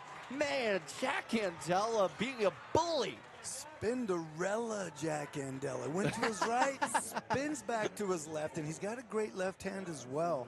You know, he goes to the right, he's get you on the back. It's so tough, and you got to really work to get to his right. Do you have a chance of stopping him? You do. He feels it. He spins back to his left, and this time he knocks down his free throw, which is going to be huge here down the stretch. Free throws might be the difference in this game. Free throws will be the difference. Taking a look at some of these scores real fast. Thunder Basin does cruise past Cheyenne South 79-39. Sheridan cruises past Cheyenne East 80-27. Let's just say Sheridan is the team to beat this year. Yeah, they're looking really good right now. 57-53, 4:35 up to go in the fourth. Zach Brinchley gets it back out over to Davis. Davis guarded by Hawk, back to Brinchley. Spin moves up for 2, what a foul. Oh, no. It's going to be called on Riley Hawk. And to the free throw line we go on Brinchley. Oh, they called that on Brody. Oh, they called it on Jarvis.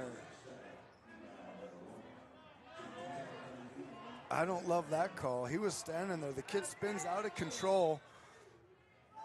I think they're going to talk this one over, make sure it was. I thought it was Hawk. I didn't think it was Brody Jarvis. Now the officials are kind of trying to figure out if it was a charge. Well, I think they're trying to have some shot. I think Maloney's saying he was passing the ball. If the ball's out of bounds. Good. Yeah, the head official, Maloney. Okay, perfect. So, he spun around and was out of control completely, and he didn't know what to do with it. Brody, in my mind, took a charge. I'm biased. I bleed purple and gold. But, man, he was there forever. Dude's out of – that's why they call it player control foul. And he ended up throwing it. Maloney gets the call right, so Central takes it out of bounds. We're playing some defense now. 57-53, Chase Davis has it at the top of the left corner, kicks it back out over to Woods. Woods, three-pointer from Davis, three-point, no good. It's going to be rebounded here by Chris Martin. Back up for two is Bridgely. Good, count the bucket. Makes this 55-57. And a chance to put it down by 1 point once again with 4:16 left to go in the fourth. Campbell County, we talked about free throws, and you make some of those free throws, you're pretty much up by 3 more points. But It started with the three-point shot where we got a little behind. So they drive, and I like to say you have him contained. If he's not giving up a layup, you don't have to help. Force him a tough shot. And that missed, so that's a missed possession. Makes the shot, but can't get the end one. So we're back to a 2-point ball game. 57-55. Brody Jarvis going to bring it up from the left side over to Drew Wasson. Wasson back to Masteller. Masteller over to McMillan. Ball's going to be tipped away, and here comes Central. Central approaching it up here is Shumway. Shumway off the top, fires it over to Davis. Three-pointer off the left corner, no good.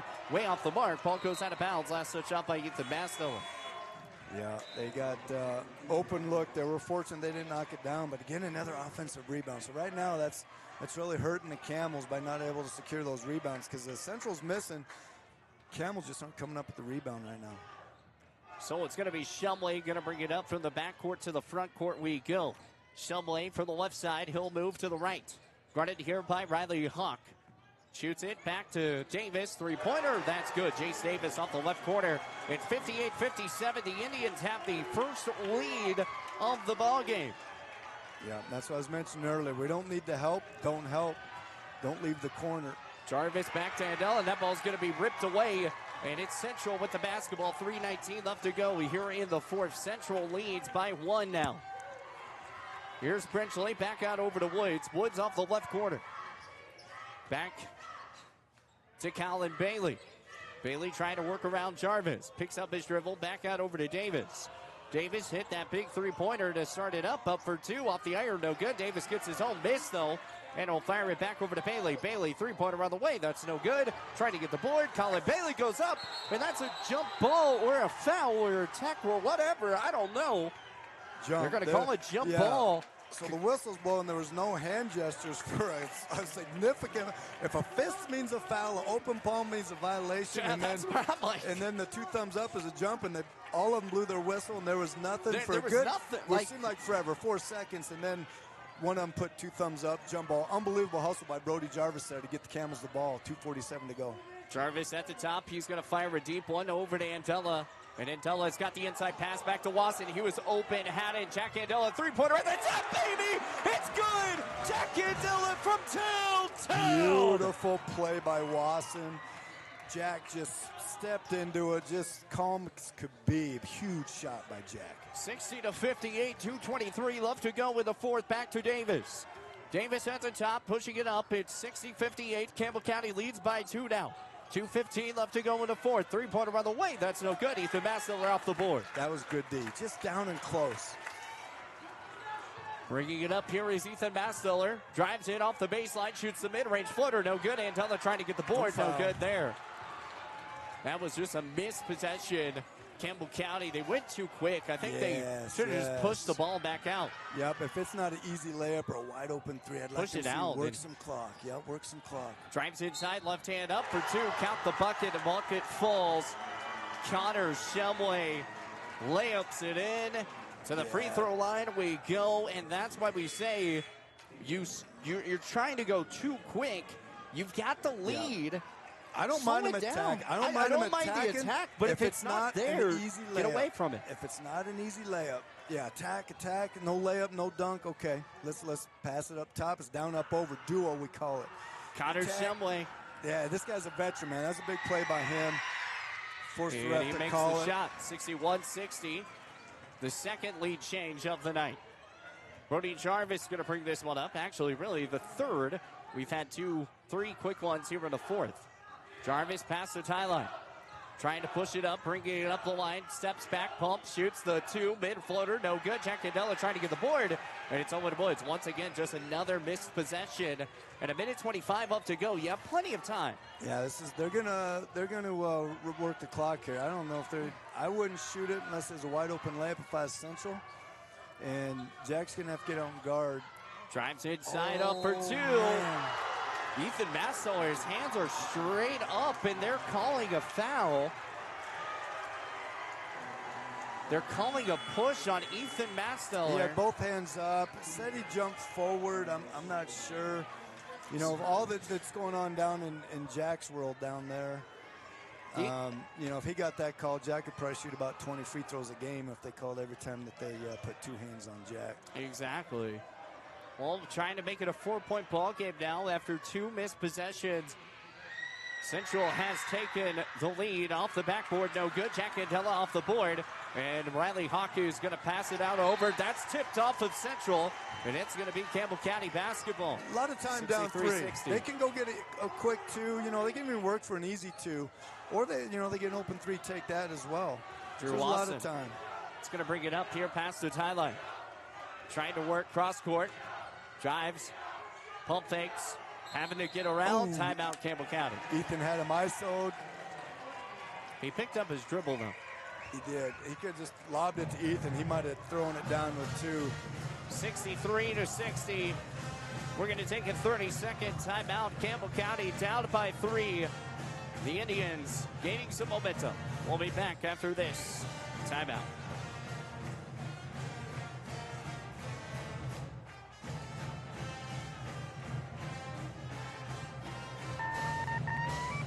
Listen up, folks. It's Kelly from TNT Guns and Ammo, where we've got more gear than a tackle box at a fishing convention. Oh, wait, we're not a fishing store. But whether you're prepping for hunting season or just like the smell of gunpowder in the morning, we've got you covered. Guns, ammo, reloading equipment, you bet. And don't forget our shooting range. It's open to the public and a perfect place to dial in before your big hunt. So grab your buddies, your boots, and your best aim and come see us today at TNT Guns and Ammo. We're 5 miles east of Wyandotte on Highway 51, and we're worth the drive. 63-60, 55.3 seconds left to go with this game.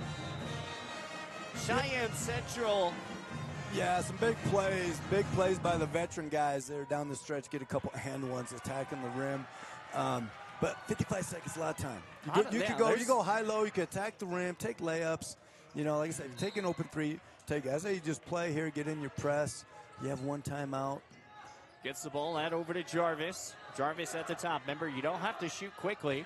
Jack Andilla's got it off the right side. Inside pass back to Masteller off the right post. Steps up, shoots the two. Got the bucket, baby! Ethan Masteller to the free throw line! Great play. Drawn up by Anderson. They throw it to Jack on the wing. They do a shuffle cut. They high screen for Ethan there at the elbow, and he flashes right to the block. You know, Jack has such length, he could throw over the top of the defense, and Ethan just powers through the defender. 63-62, tie ball game. 43.9 seconds left to go here in the fourth. Central with the basketball. Gonna bring it up, here is Shumway. Shumway's been a stud from the past couple possessions. Inside pass back to Woods. Woods is going to lose the basketball. Brody Jarvis. Here comes Brody Jarvis. It's fouled. And we're going to be heading to the free throw line. That's 5 team fouls to the free throw line. Campbell County goes. Brody just, man, he says, I ain't being denied. They get the switch. They go, we're going to go post Brody up. He little. We're going to post him up. Brody just battles. He fronts. He sits. His hands are active. They throw it in. Wasson comes over with some great help. Brody tips it, gets the ball. Central's frustrated, fouls him. Brody to the free throw line, makes the first. And Brodacious makes the first one, man. That's a clutch. 64-63. 1 point lead here for Campbell County. Brody Jarvis trying to work on the second. Second one, Swisher-Rooney. Defense and rebound. Now it's over. Free throws, defense, rebound. 65-63. Campbell County leads by 2 over Central. Back from the right side. Here's Shumway. Back to Brenchley. Brenchley steps back, now back to Shumway. Shumway over to Colin Bailey. Bailey's going to drive inside the baseline. Works his way up for 2. Round the M. No good. Rebounded by Ethan Masteller. Oh my gosh. Oh my goodness gracious. They're going to call a jump ball. They called a jump ball. 65-63. Timeout Cheyenne Central. Oh my goodness. So they called jump and they literally just touched the ball. Not even for a second. Didn't even touch it. It's supposed to be simultaneous possession. Oh, wow. There's She botched that one, and she's just going to have to live with the fans right now, letting her hear it. I haven't seen that. So Ethan's an incredible rebound in traffic. He pivots around. They just touch the ball, and he rips it through. Like, they didn't have it, like, for half a second. Not even having it for half of a second No. or anything, and it's called a jump ball, but I just don't know how you make that. Like, that right there. Yeah, it was anytime. hey, and now the Campbells over there, they got to get a stop on the board because Central's taking out underneath their own hoop with 10 seconds to go. Yeah. And right now it's just about locking on your guy. You don't want to give up a 3 in this situation or an and 1 because you probably lose the game. So you got to lock on, no layups. They're coming out in the box set. They might, usually they run this truck play where they'll throw it right back to the inbounder. And they got us on it twice already, which I know's got Anderson frustrated, where they throw it right back to the inbounder on a post-up. We weren't there on the help side. Let's see if Brody's his man takes it out. They'll like to do it with him or Hawk on him. No, Jackson. Looks like we're in a zone right now. 65-63, 10.3 seconds left to go. The inbound gets it back to Woods. Three-pointer on the way. That's high and up, and it's off the iron. No good. It's picked up by Ethan Massoy, picked up by Brody Jarvis. The foul with 1.5 seconds left to go. To the free throw line we go. Dude, Brody Ethan, first of all, just like he elevates above everybody, keeps the thing alive. And Brody comes from outside the three-point line past 3 Central kids, says, I'm going to get this rock. And he's going to the line with 1.5. Central has 1 timeout yet, so he makes 2, it's over. But you got to make 2. You make 1, you put it to a 3-point ball game. So you got to make 2 if you're Brody Jarvis. 65-63, 1.3 seconds left to go. Here in the fourth. Now the first shot is up and good. 66-63. You're at a 3-point ball game. You make the fourth. It's ball game Cinderella. Yeah. If he misses this, they got to call the time. They got full court, so it's still not a horrible situation. Second shot is Game up and time. good. 4-point ball game. Don't foul. 67-63. Here comes the inside bounce. Pushing it up here from the left side. Shumway, long three-pointer on the way. No good. And that'll do it, baby. Campbell County comes away with the win. And let's say it is a much-needed conference win. It is. Campbell's just showed toughness there, man. There's some questionable calls each way. They gave us a couple. We get a couple, man. Brody Jarvis, Ethan, Jack. Everyone did their job. Wasson, huge defensive play there. And Hawk, scrapping. Like, that's a scrappy bunch right here. And there's a couple things to clean up on the closeouts, but what a huge win for the Camels. This is a huge win, winning 67-63. And when you talk about this one, Cheyenne Central, they have come back from a lot of games this season. They came back from 20 points down against Thunder Basin. They came back, won that ball game, and now Central, this time they were down to Campbell County all game long. It was the fourth quarter that really kind of showed the true spirits, and that's what it did in the Thunder Basin game. But them able to work the adversity for Campbell County to finish out, get the win, make the shots that are needed.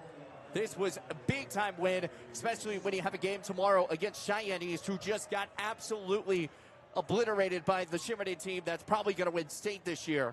I mean, it's insane. I tell you, Central came out and played really good the second half and showed the toughness by the Camels because Central knocked down threes. They made big plays down the stretch, but the Camels made bigger plays. Like Brody Jarvis, man, he shot the heck out of the ball, hit some big free throws, and that's what senior point guards do, right? I mean, that's what you're supposed to do as a senior. Yes. You're the leader of the group that you're supposed to. Those are supposed to be ice in your vein types of moments. We look at, Lane last year or Truman DeGrange last year.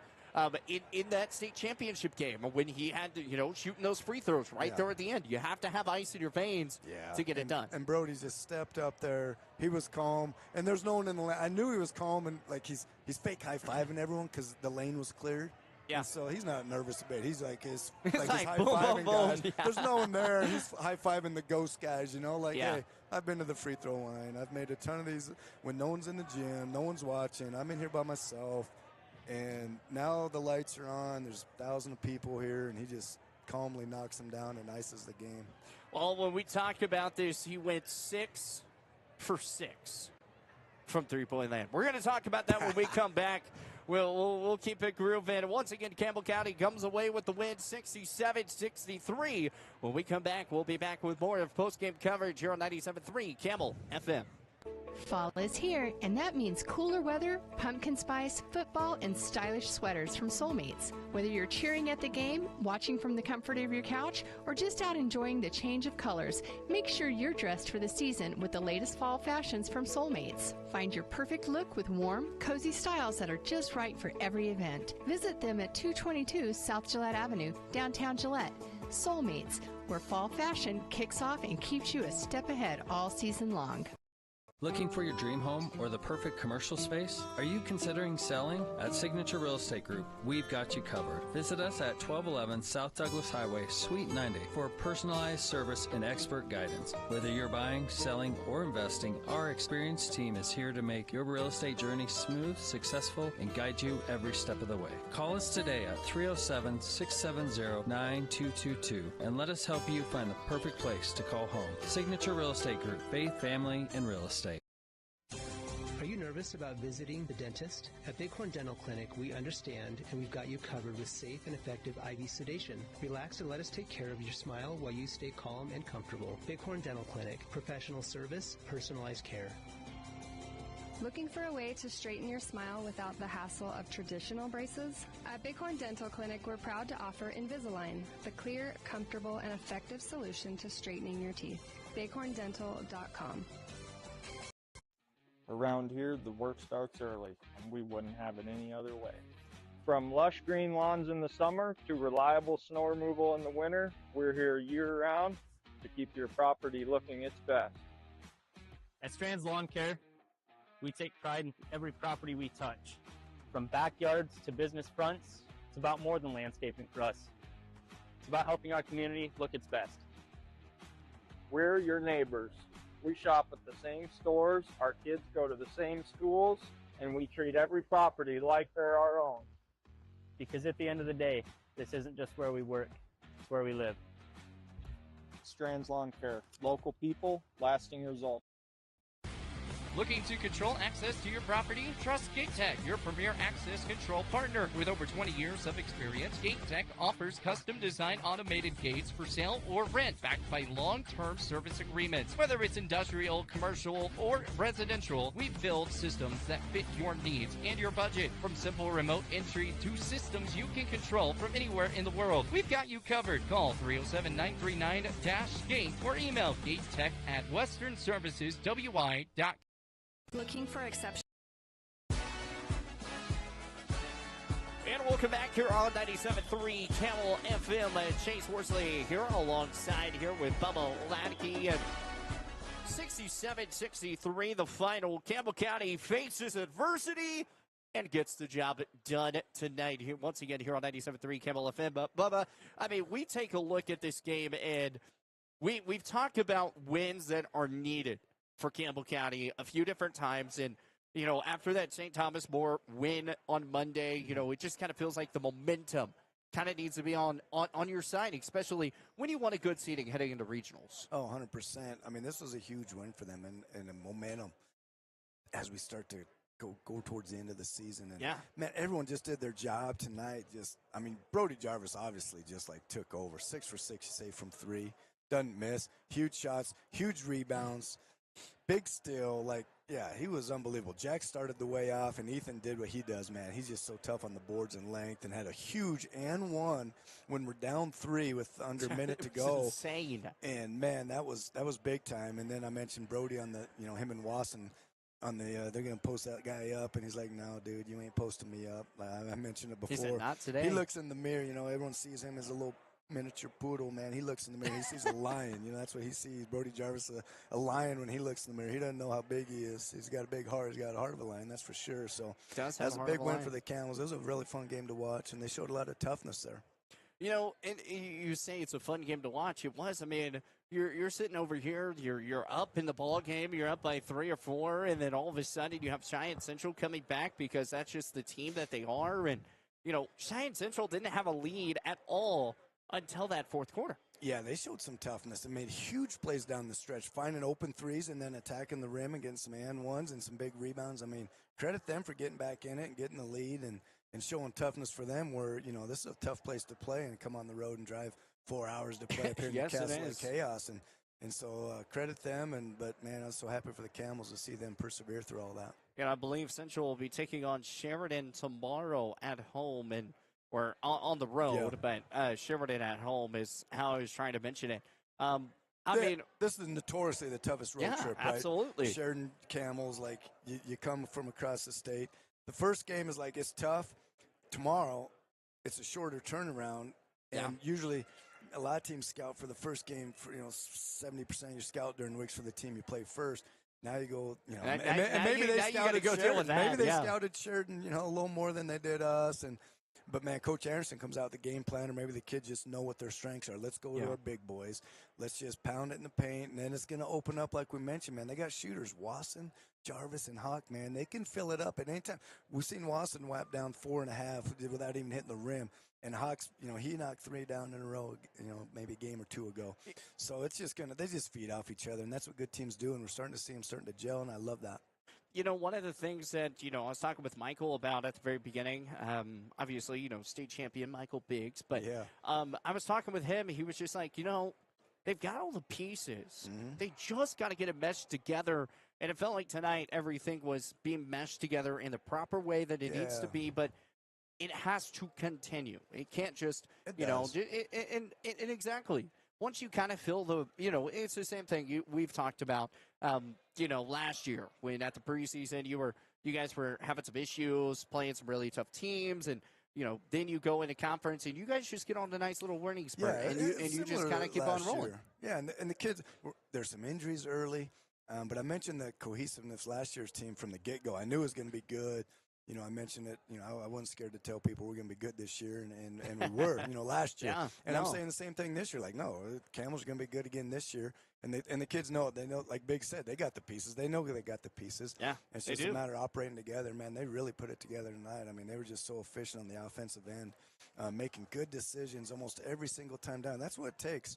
Very few turnovers and good shots every trip, and taking what the defense gives you, taking care of the ball. I know down there, I think we had 21 turnovers at Central, and it just took care of the ball tonight, and it was fun to watch. The other thing we kind of talked about in the first half, only 2 turnovers for Campbell County in that first half. Second half, had a little bit more in that case. What were the final numbers that you ended up kind of rolling with here? I'm over here just sitting back. I better do my job here, man. Let's go.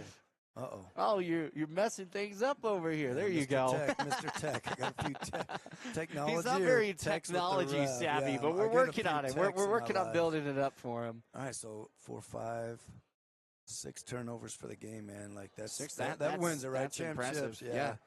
Wins championships. And then you look at you look at the points coming down the stretch. I mean, we talked about it. And I was kind of teasing about it, but Brody Jarvis going 6 for 6 from 3-point.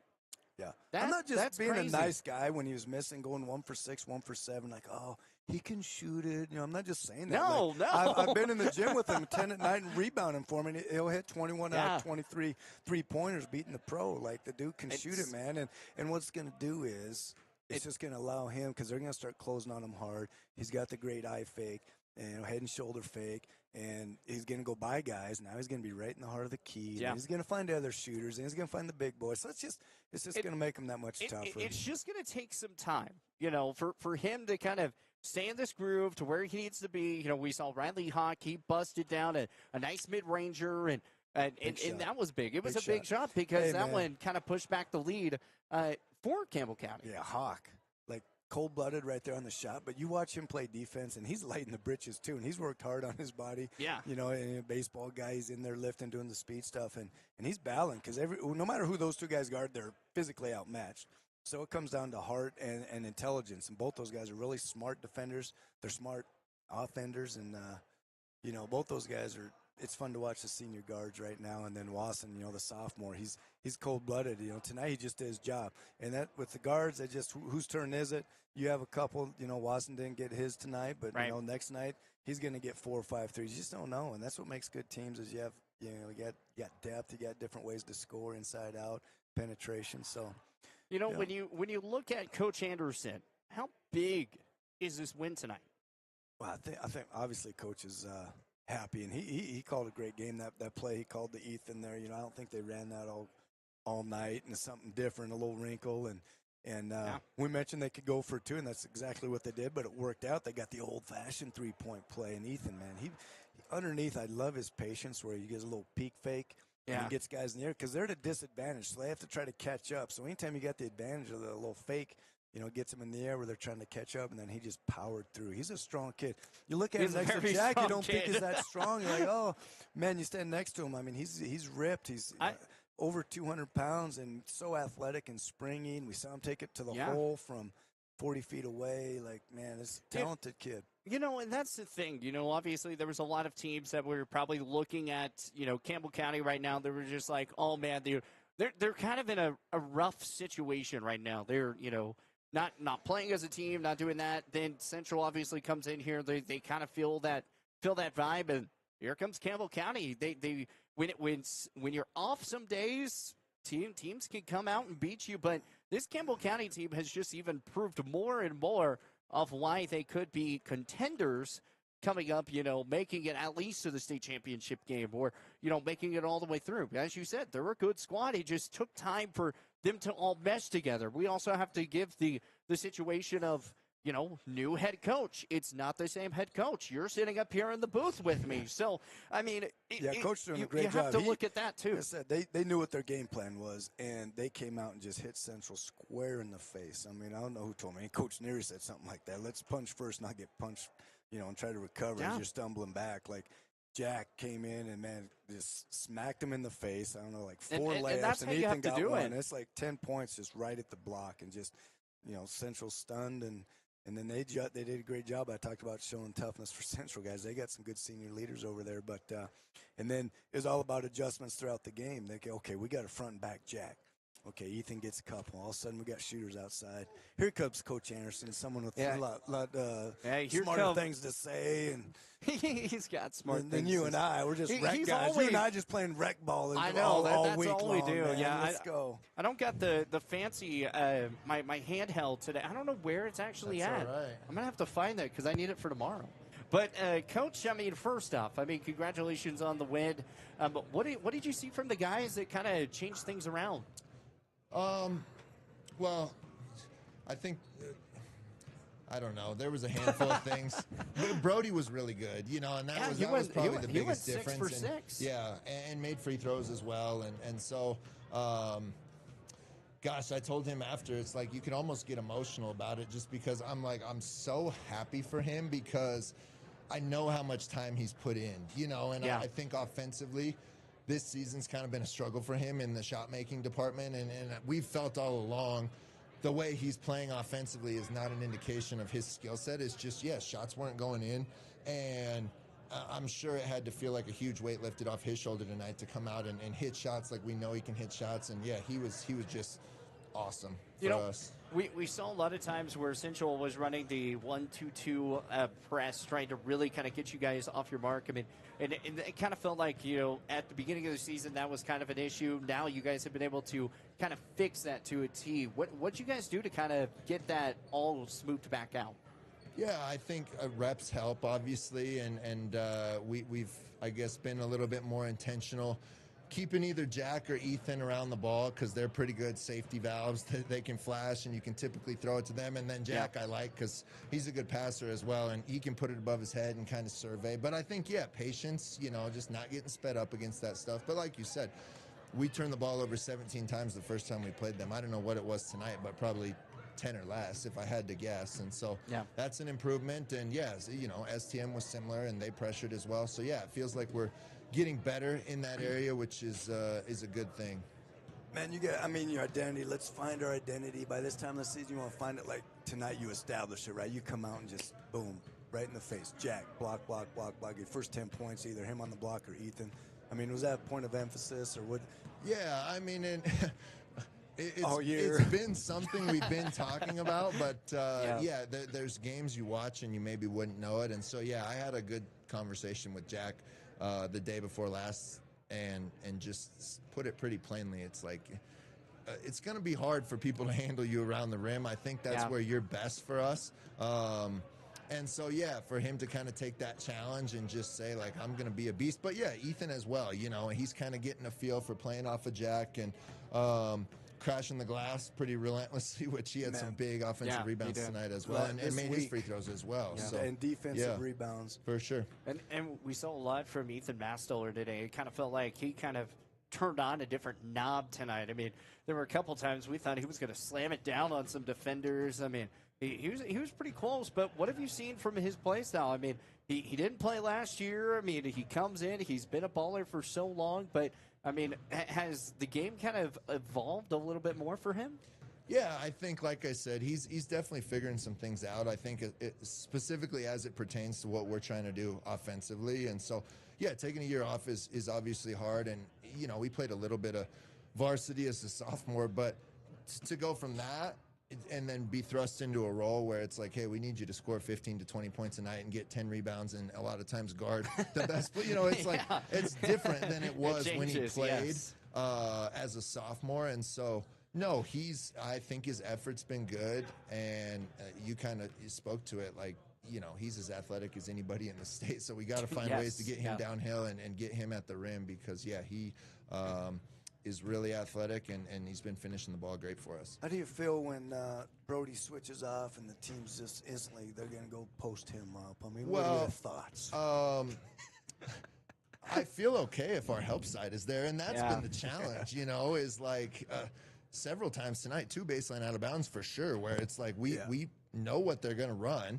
We fight to a front, and then, you know, just no awareness away from the ball. So, yeah, we've talked obviously a lot about defense needs to get better. 22 points in the first half, I was pretty pleased. And then it was like, well, let's just go up and down and we'll take turns scoring. Yeah, you know, it's like, it was like 40 to 40 something in the second half. Yeah, that last play there.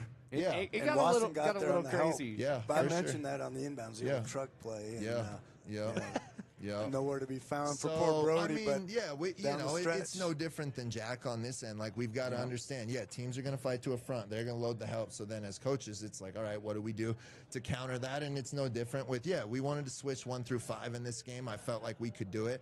But one thing you maybe give up is, they're going to try to go to the post against Brody. And so he's going to work his butt off down there. I know that. We just, A, got to pressure the ball. B, got to load the help. Help him out a little bit. Well, Coach, you guys have a game against Cheyenne East tomorrow. It's an early one. Well, I say early. You guys got 1:30. Girls at noon. But when you look at this game and you take the momentum from the St. Thomas More game on Monday, now you take down Central after they were trying to come back, figure out a way to get it done. And you're going to be taking on an East team that just got the brakes blown off of them just in Sheridan. They lost 80-27. So as I said, I hadn't heard that score. But Sheridan, they do that to teams. That's not exclusive to East. So, no, they're not. But how are you guys able to kind of get back into things, making sure, because you know that Cheyenne East team is going to come in, they're going to play with a lot of grit, a lot of determination, and probably a lot of anger coming into this one because of tonight's game. Yeah, definitely. I mean, it's going to be another good test, and we've been pretty transparent this week with our guys. Like, the things that East does well is some of the things that we've really struggled with this season. So, they're going to crash the glass like crazy. We got to keep them off the boards, and then we talked about turnovers already, but, they turned us over a ton when we went there. I think they had 24 or 26 points off of turnovers, and, that's the difference in a game a lot of times. So, I'm eager to play them again just because I feel like we're going to be better taking care of the ball. And like Bubba kind of mentioned, I also think we're figuring out that, we can go inside maybe more than we have, and that's been pretty good for us as well. Awesome. Well, Coach, we appreciate your time, and we'll be talking with you tomorrow. Sounds good. Thank you, guys. Awesome. Well, once again, that's Coach Anderson here once again as we are kind of wrapping things up here with me and Bubba. We're going to go over some quick scores real fast, and then we'll give our final thoughts of today's ball game. So we'll start with the girls' side. Cheyenne East taking down Sheridan 58-31. Thunder Basin over Cheyenne South 72-12. Kelly Walsh over Evanston 39-35. A 13-0 run in the fourth quarter propels Kelly Walsh for the win. Cheyenne Central taking down Campbell County 54-32. Now, those are some of the scores around here. It's going to see if Buffalo played today. Yeah, they played Wheatland. Girls lost 63-41. And Wright was off today for that. That's for the girls' side. For the boys' side, if I can get through this, Coach, without hiccuping all over the place. I mean, goodness gracious. Taking a look at those scores. Sheridan taking down Cheyenne East 80-27. Thunder Basin over South 79-39. Kelly Walsh over Evanston 53-17. Carter Avallard led the Trojans with 17 points. And, of course, Campbell County taking down Cheyenne Central 67-63. And Buffalo taking down Wheatland 55-47. Those are your Campbell County scores around this county. So, Coach, final thoughts after we heard from Coach Anderson? I mean, what are you kind of what did you kind of pick up? Well, we're talking about establishing the identity, and then they did that tonight. I mean, they just came right in. We're going to Jack. See if you can stop it. Do what you can. Central did everything they can, and then some to stop Jack, and then here comes Brody, man. It's like, it's my turn.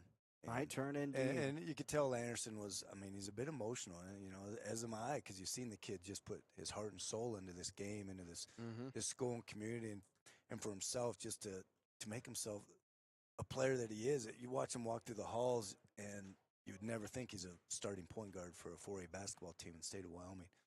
Just looking at him in his statue, but he's put in so much time and effort, and man, to see him have a game like he did tonight and a big conference win for the Camels is, I can see why Coach Anderson's emotional, and it's exciting for the Camels because they're getting crawling back up the conference race here, and they're going to try to get the seed they want for regionals, and like we mentioned before, get that first dub at regionals to get yourself in state and see what happens there. So. Absolutely. Well, Coach, once again, thank you so much for joining us here. Again, we'll see you tomorrow once again as Campbell County takes on Cheyenne East as we finish wrapping this thing up here. And once again, a final here for the boys coming away. Campbell County 67-63, a big win as the Campbells hold on for the big upset with the go-ahead three with 5 seconds left was missed. Jarvis iced it with 2 free throws at 1.5 seconds. And also, can't forget, 6 for 6 from 3-point behind the arc. Craziness all the time. Great job, Brody Jarvis. He would definitely be our player of the game tonight. Sir. So a lot of offensive boards, a lot of shooting, a lot of great things. And we will see you guys tomorrow as Campbell County will take on Cheyenne East. Game time at noon for the girls, 1:30 for the boys. From Deuces are wild. Let's go Camels. From Coach Bubba Ladke to Chase the Horseman Horsley. We will see you guys next time. Chase. Thank you for listening to Campbell County Camel Sports on the Basin Radio Network. Today's event was brought to you by Bighorn Dental Clinic, Black Rock Medical Imaging, Shell Food Mart, Fisher Sand and Gravel, Powder River Dental, and the Pizza Ranch. Also brought to you by Soulmates, TNT Guns and Ammo, TCRI Energy Services, Trends Furniture, White's Frontier Motors, and Gate Tech. This has been a production of the Basin Radio Network.